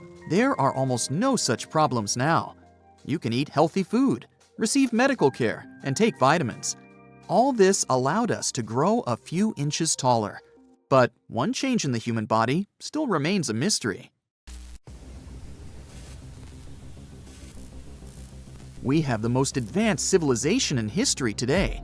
People become professionals in neuroscience and thermonuclear physics, create powerful computers, have access to all the knowledge in the world, and study the boundless depths of space. But for some reason, our brains have become much smaller than those of people who lived several thousand years ago. But how is this possible, given that people were engaged in agriculture, trade, and the manufacture of simple tools in the distant past? Then big cities, architecture, art, and technology began to appear. And all this time, our brain was shrinking while humanity was moving forward. it lost a piece equal to 4 ping pong balls. The reason is not that people were more intelligent in the past. The volume of the brain is not related to intellectual level. It's possible that people's brains have shrunk because of collectivity. To understand what that means, let's take a look at ants. Scientists measured the brain size of some species. They saw that species participating in complex social systems had smaller brains. This means that if an ant interacts closely with other ants, sharing work with them, its brain decreases. Sharing duties with other species contributes to brain shrinkage. Its cognitive abilities are distributed among different groups performing different jobs. It seems like a brain unloads its working and thus becomes smaller. That is, if you live alone on an island, do agriculture, fish, and build a house alone, then your brain becomes bigger. But in a large society, where all these activities are distributed among many locals, the human brain is shrinking. In a sense, intelligence becomes collective. And at what point in time did human intelligence become as collective as possible? When writing appeared. It appeared about 2,000 years before the beginning of brain shrinkage. When people learned to write, they freed up a large memory area in the brain. They didn't have to keep all the necessary things and ideas in their minds. With the development of civilization, the collectivization of humankind grew. And then there was TV and the internet. We will discover how this affects our brains in the future. On the one hand, the volume may decrease even more, but on the other hand, we're surrounded by an endless stream of information. We don't know yet how it will affect the size of the brain. The collectivization of consciousness is only one of the hypotheses according to which our brain has increased. Another theory says that this happened because of the home lifestyle. The brain of a dog, cat, or other pet is smaller than their ancestors who lived in the wild without a human. When people started living in cities and spending less energy on getting food, their brains could also begin to shrink. In addition to the size of the brain, people have undergone many changes. Humanity now shows a huge variety in appearance, which the early Homo sapiens didn't have. In the distant past, they possessed the same physical properties characteristic of a particular region. For example, a short and stocky build was typical for people living in cold conditions. The body area of a small person helps to keep warm better. Also, the body area of a tall person gives off heat more efficiently, so people in warm African regions are taller. And in places where it's scorching during the day and frosts come at night, people can develop the ability to lower their body temperature without feeling cold and shivering. This phenomenon concerns the Australian native tribes living in the central desert.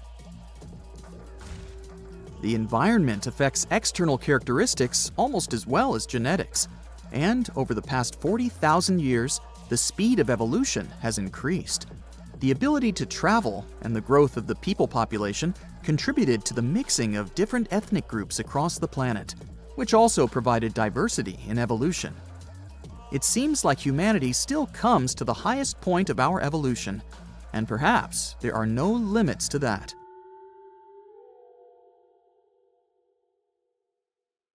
Imagine you've booked a tour through the jungles of Costa Rica.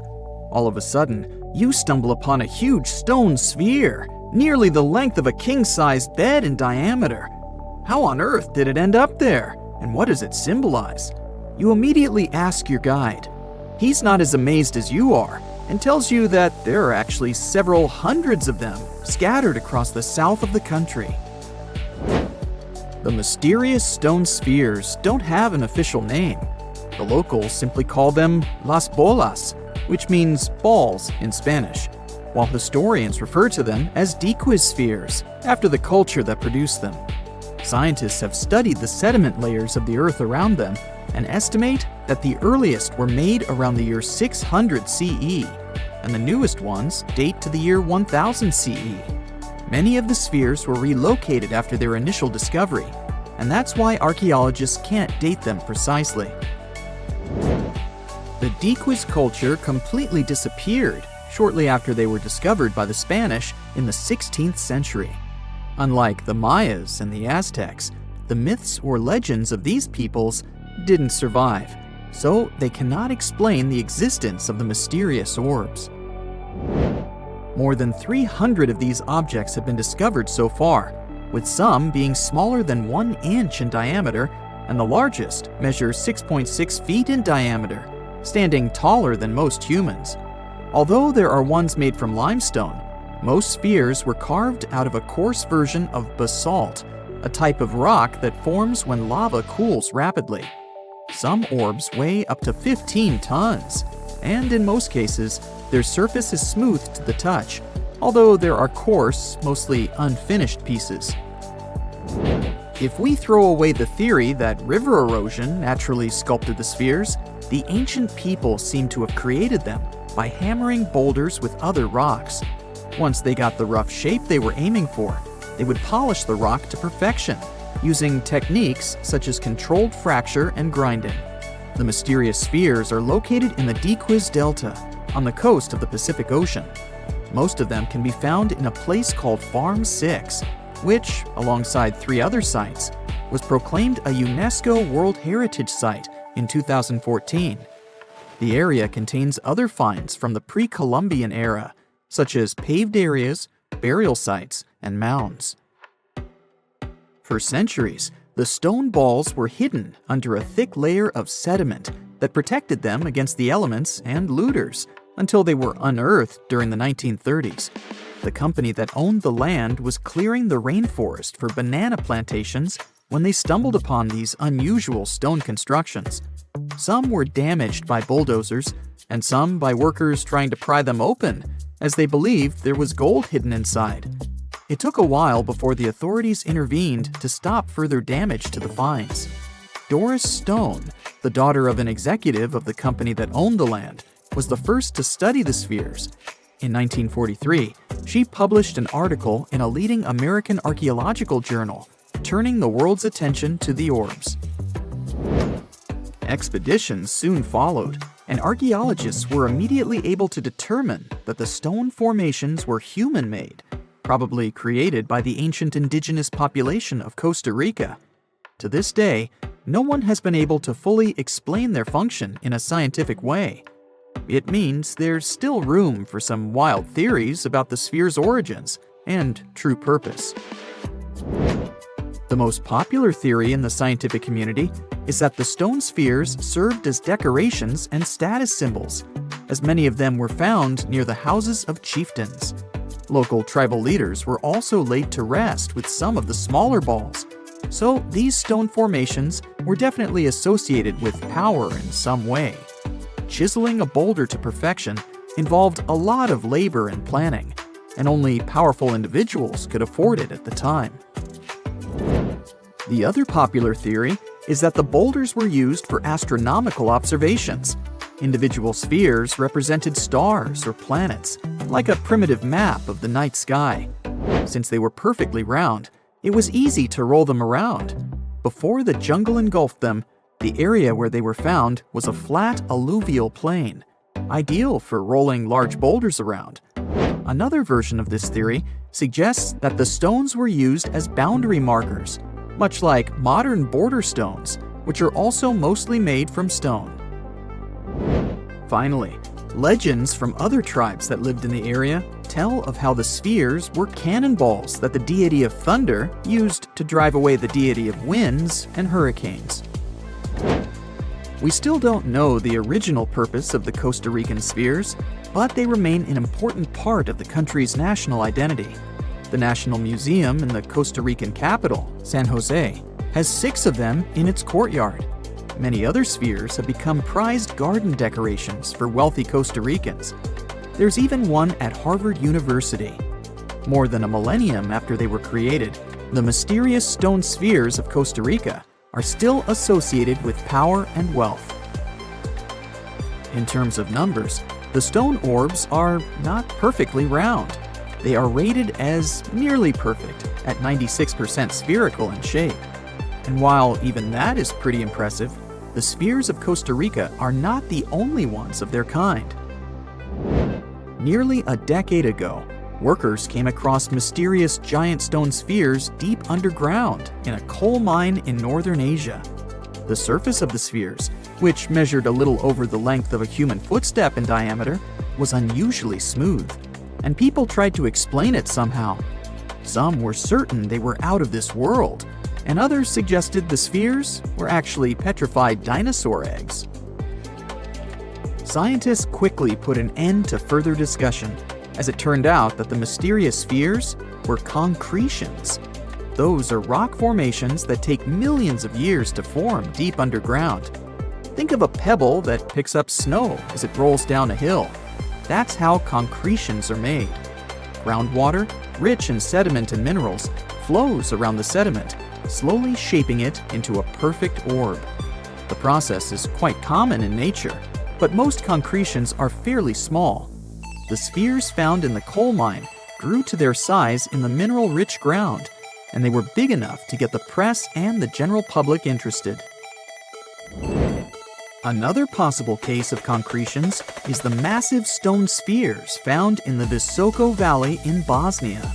Samir Osmanagic, better known as the Bosnian Indiana Jones, was the first to explore those objects about as wide as the length of a London bus. He believes the stone spheres were carved by a lost civilization that lived in the area 1,000 years ago. The reddish color of the orbs, though, is proof to geologists that they are indeed concretions, rich in iron content. The Moki marbles, found in rural Utah, are similar in color to the Bosnian spheres. These tiny concretions are the size of toy marbles and consist of a sandstone core and a shell made out of hematite, an iron ore. In South Africa, miners have come across Klerksdorp spheres, which are similar in shape and size to Moki marbles. The only difference is that these ones formed inside volcanic sediments and ash. The most intriguing among human-made tiny spheres are probably the orbs found on several Greek islands. Scientists discovered 700 stones smaller than golf balls near the Bronze Age site of Akrotiri on the island of Santorini. They believe that the finds were between 3,600 and 4,500 years old. When they compared all the stones' variations in size and color, the archaeologists concluded that these enigmatic stones could have easily been the oldest board game ever made. With the help of artificial intelligence, scientists are now trying to work out the rules of this game. Over millions of years, our planet has changed a lot. Ice ages, shifting tectonic plates, global floods, meteorites. Whole species of animals have come and gone over millennia. At some point in all of this, we humans came along. Now imagine a place that was cut off from the rest of the world for 5.5 million years, possibly much more. A place that no human had ever set foot in before. In 1986, we finally found it, Movile Cave. You head to the airport and buy a ticket to Romania. Next, you rent a car and drive southeast. You're looking for Constanța County, right near the Black Sea. Your phone says you're there, so you stop the car and look around. You're in the middle of a deserted field, nothing but a wide, lifeless plain. Then, you see it. A hole in the ground. As you move closer, you realize it's a shaft that leads deep down into the Earth's crust. Before you descend into the darkness, you take a rope, a hard hat, a powerful flashlight, and an oxygen tank. Don't forget to wear your protective suit and oxygen mask.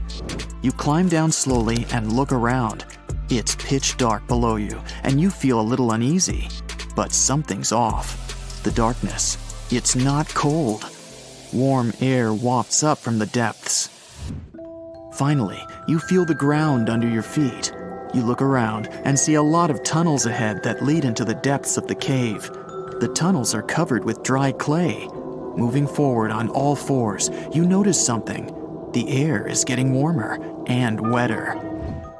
You come out of a narrow tunnel and find yourself in a huge cave with a lake in the center. Now for the hard part, you have to dive in. The moment you get in the water, you get attacked by the smell of rotten eggs. You've just touched sulfide water, and now smelly hydrogen sulfide is everywhere. That's not all. The cave is also filled with carbon dioxide. Normal fresh air on the surface is about 20% oxygen, but here it's only 10%. Not enough for us to survive without our trusty oxygen tank. Still, all those other gases give you a nasty headache. You turn on your flashlight to full power and dive under. Somehow, you need to swim through these narrow underwater rifts. There are a lot of them. It looks like an underwater maze. You're a little worried, but your O2 tank is still pretty full. You squeeze through the rifts and finally find an open area. You freeze. From above, below, from all sides, you start to hear the sound of crawling creatures. The flashlight beam catches thousands of slippery, fast insects. This cave contains 48 species, 33 of which are completely new to us. Strange white snails crawl along the walls, and transparent shrimps, even small leeches, swim in the water. White centipedes with huge whiskers and transparent spiders shuffle around under your feet. There are even 2 species of scorpion, as if you weren't scared enough. Water scorpions, and another kind, as yet unidentified.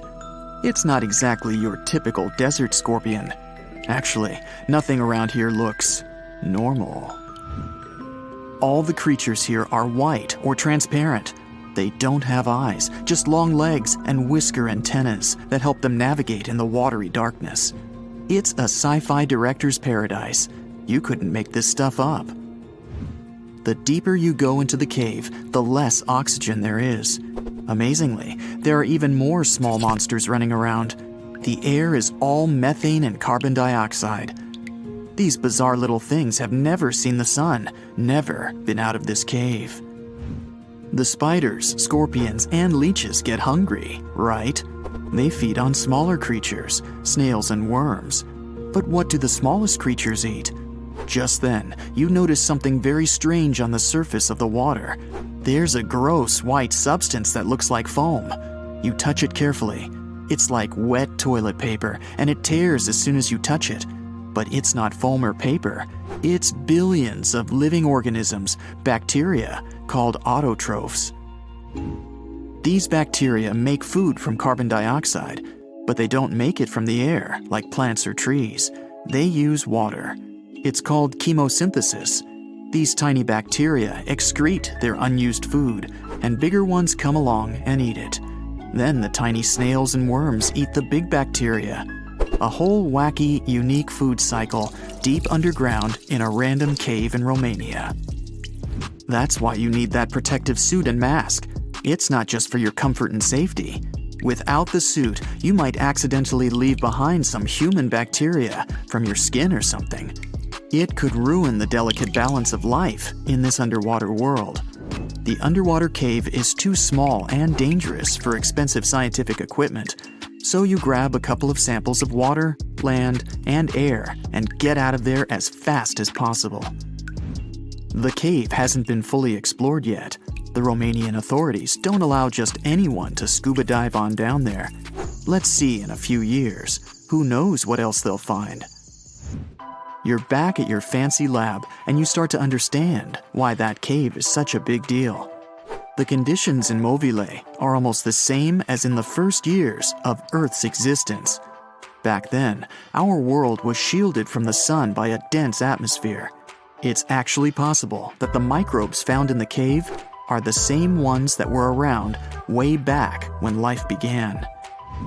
These bacteria could turn out to be incredibly useful. They oxidize the dangerous gases, methane, and carbon dioxide. Basically, they make them harmless. Thanks, little guys.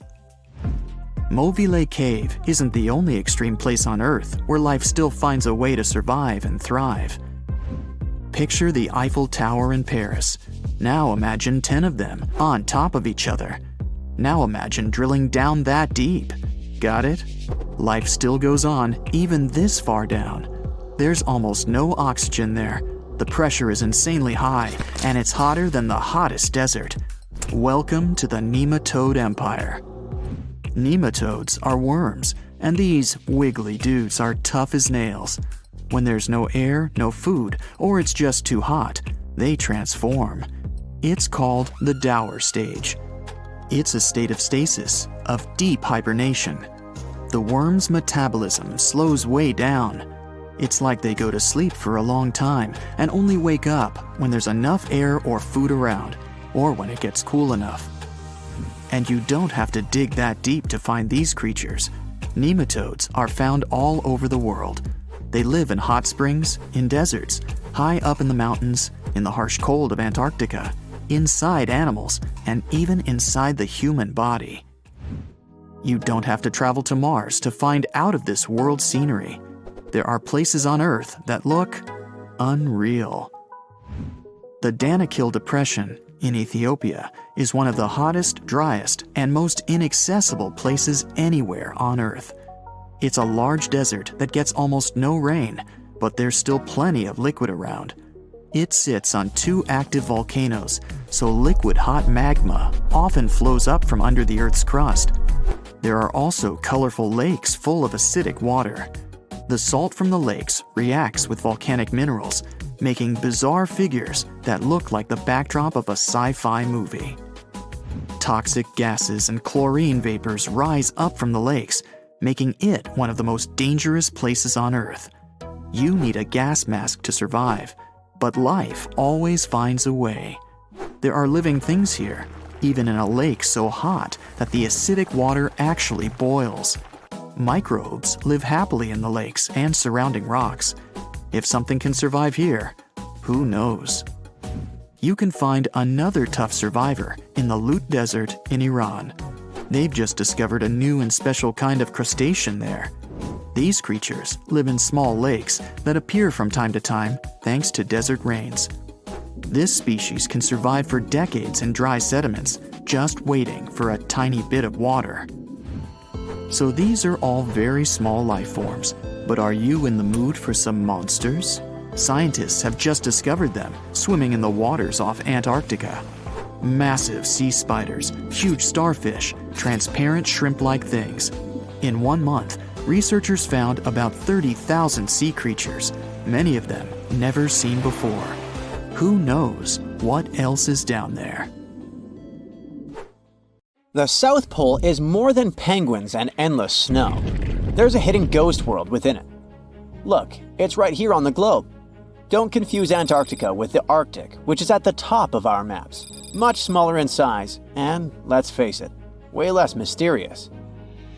The ice sheet covering Antarctica is about 1 to 3 miles thick, which is up to 16 Eiffel Towers stacked on each other. This massive blanket hides the true features and contours of Antarctica's land. We still don't know much about this mysterious continent, and it is ice and snow that are to blame. We still don't even know the true shape and size of this continent. Mapping Antarctica without some huge shovels is an incredibly hard task. But satellites learned to penetrate the ice with their cameras. And now we know there's actually an enormous, dramatic ancient landscape beneath the snow. The ghost of the past. About 90 million years ago, Antarctica was a much warmer place. It was actually a lush rainforest with tons of plants and probably teeming with life. It even had rivers flowing through it. Then the ice came. This happened about 34 million years ago, during the transition from the Eocene to the Oligocene, when our planet cooled significantly. It was the beginning of one of our several ice ages. The land remained, but now was hidden under ice and snow that got thicker and thicker. To a regular eye, Antarctica turned into a white desert, vast, flat, and featureless. Time went on. This massive ice sheet moved around, smoothing and shifting the ground beneath it. Over the millions of years, it changed what the land looked like. Now, if we looked under the ice, it wouldn't hold any signs of the original South Pole, except for one place. In areas where the ice is especially thick and doesn't move much, like in East Antarctica, it has actually worked the other way around. It became like a super thick blanket that protects the land. Normally, things like wind or rain slowly wear away the ground over time, changing its shape. But since we have this protective ice blanket, it prevents these natural processes from reaching the stuff underneath. So, the ground stayed almost the same for millions of years, like it's been frozen in time. This special area near the Aurora and Schmidt subglacial basins has become the ghost of Antarctica's landscape. This place was barely touched even since it was first covered in snow 34 million years ago. This is a historical footprint, a place that can tell us what Antarctica's ground looked like before it became a freezing nightmare. As scientists peered under East Antarctica, they saw an amazing ghost. The traces of the rivers that were flowing there millions of years ago, various valleys, and some weird little islands, as well as 3 big chunks of land shaped like the letter U. Hey, what's that all about? You see, the continents on our planet are moving constantly, sliding along the red-hot lava mantle like cereal on milk. Over history, they came together and broke apart several times. Hundreds of millions of years ago, several continents were a part of one enormous Gondwana. Antarctica was one of them. It used to be one huge landmass. But when Gondwana broke apart, the poor continent got stretched by tectonic forces. Parts of land were pulled away from each other. Whoosh! And they got torn apart. And that's how we got these big chunks or blocks of land under thick layers of ice. In any case, scientists now want to explore this ghost a bit more. But to study it deeply, they need to actually drill down through the ice, like using a straw to get to the bottom of a thick shake. This will help them pick up some rocks and dirt from way below to learn more about the Earth's history and climate. Antarctica is the 5th largest continent in the world, approximately bigger than the entirety of Europe or Australia, competing with the entire South America in size.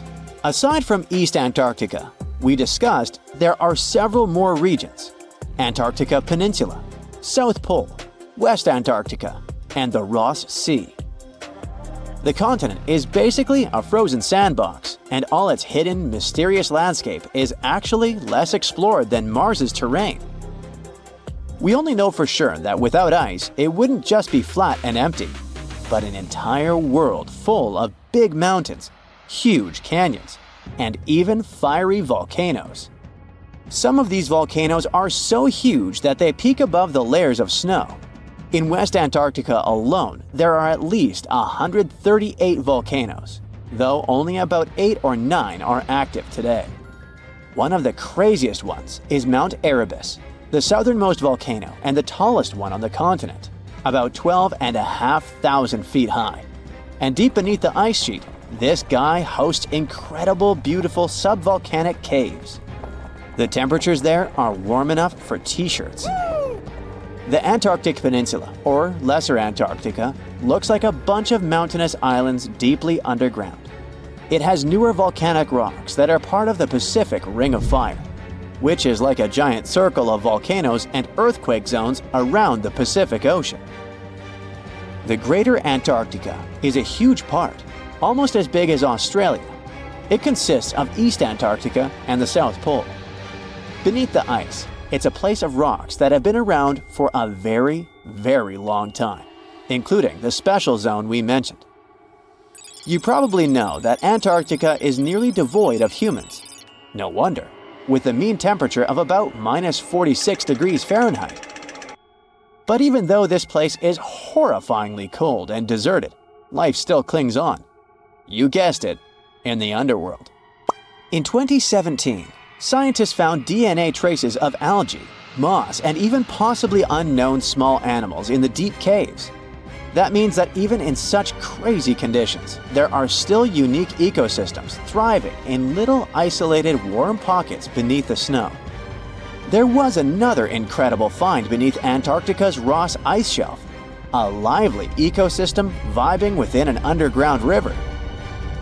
Scientists have long suspected that Antarctica's underworld should have some freshwater lakes and rivers. One day, a satellite spotted a groove there.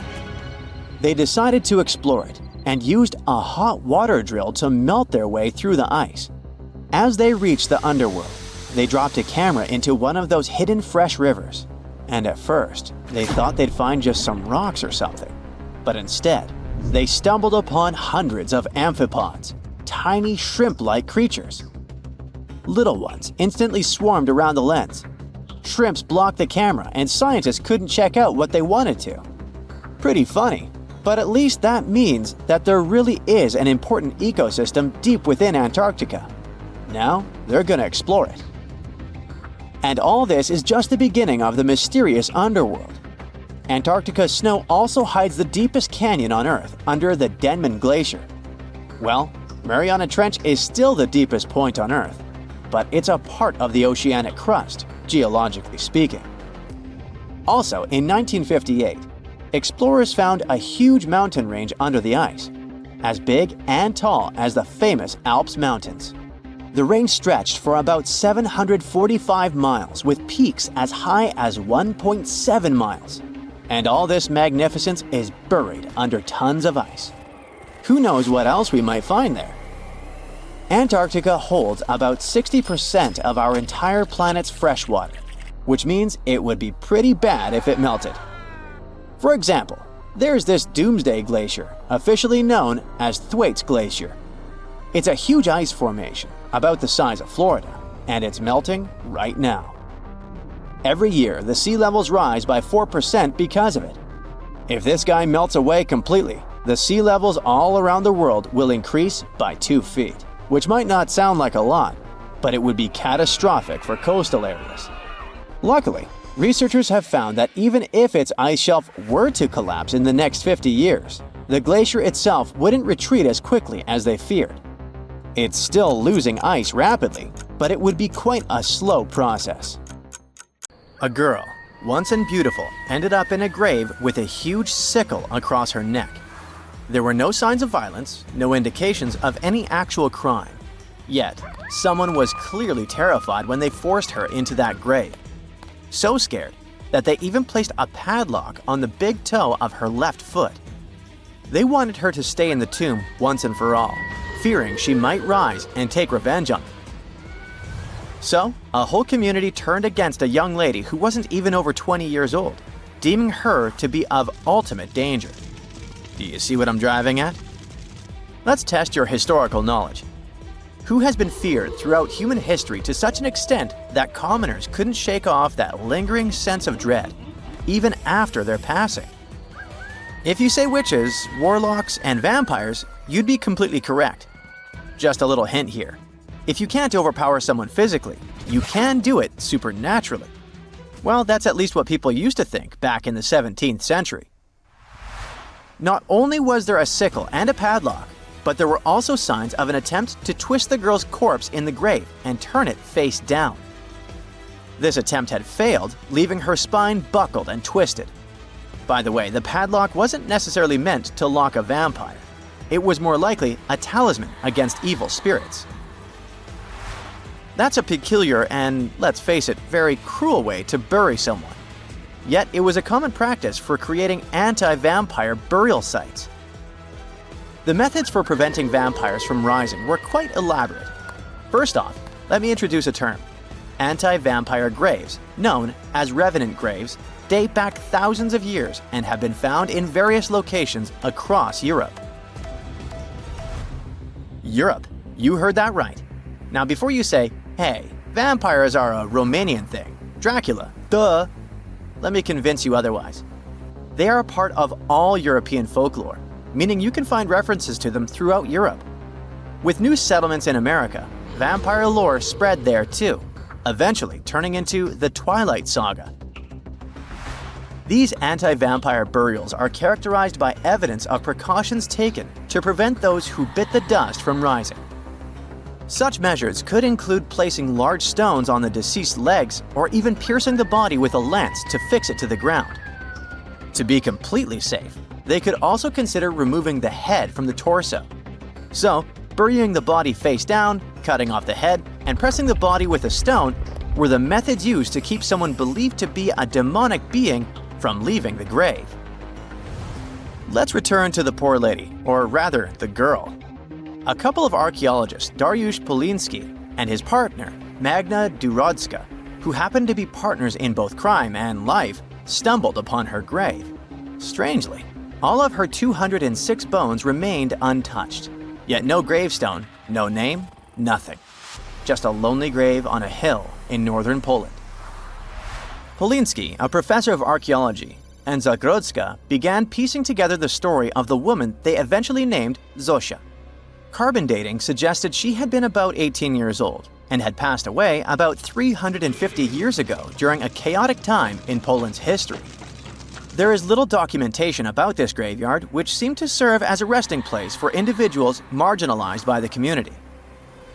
Was Zosia a poor girl who had been marginalized because life forced her into the worst situation a lady could face? Not really. As the archaeologists delved deeper, they stumbled upon some hints that indicated she might have hailed from a rich family. Her burial featured a stylish bonnet, and the delicate silk along with shiny silver and gold threads found with it suggested that it was part of an elegant headdress. This all pointed to the idea that she had some serious status or wealth. But the way she was buried indicated her outsider status in the village of Pien. Perhaps her presence there was unwanted, hence the idea of her being a vampire, backed up by the manner in which she was forced into the grave and held there. By analyzing the structure of her skull and extricating DNA from her skeleton, scientists created a reconstruction of what her face might have looked like. The specialists meticulously reshaped Zosia's likeness using modeling clay on a 3D printed model of her skull, which proved to be a deeply moving experience. They remarked that while they often worked on face reconstructions, in this case, they also sought to restore her dignity. Utilizing these three methods, the team reconstructed Zosia's 400-year-old face, revealing the human story buried beneath supernatural beliefs. It's ironic, isn't it? First, people tried their hardest to make the world forget her face and prevent her from ever coming back. 400 years later, people did everything they could to bring her back to life. Her picture now is all over the internet, yet we will never see the faces of those who buried her. Alas, this reconstruction project only allows viewers to visually connect with Zosia, but her true story remains a mystery. But what we know for sure is that people who were deemed vampires were badly discriminated against, to say the least. Rumor had it that hungry vampires would even steal people to quench their thirst. Let's use math to prove this rumor wrong and prove that Zosia wasn't one of them. Back in the year 1600, there were only 537 million people worldwide. Yeah, this data may not be very accurate, but it's pretty close to reality. A physicist, Kostas Eftimiou, calculated that if a vampire had been drinking one person's blood each month, humanity would have faced extinction within a few years.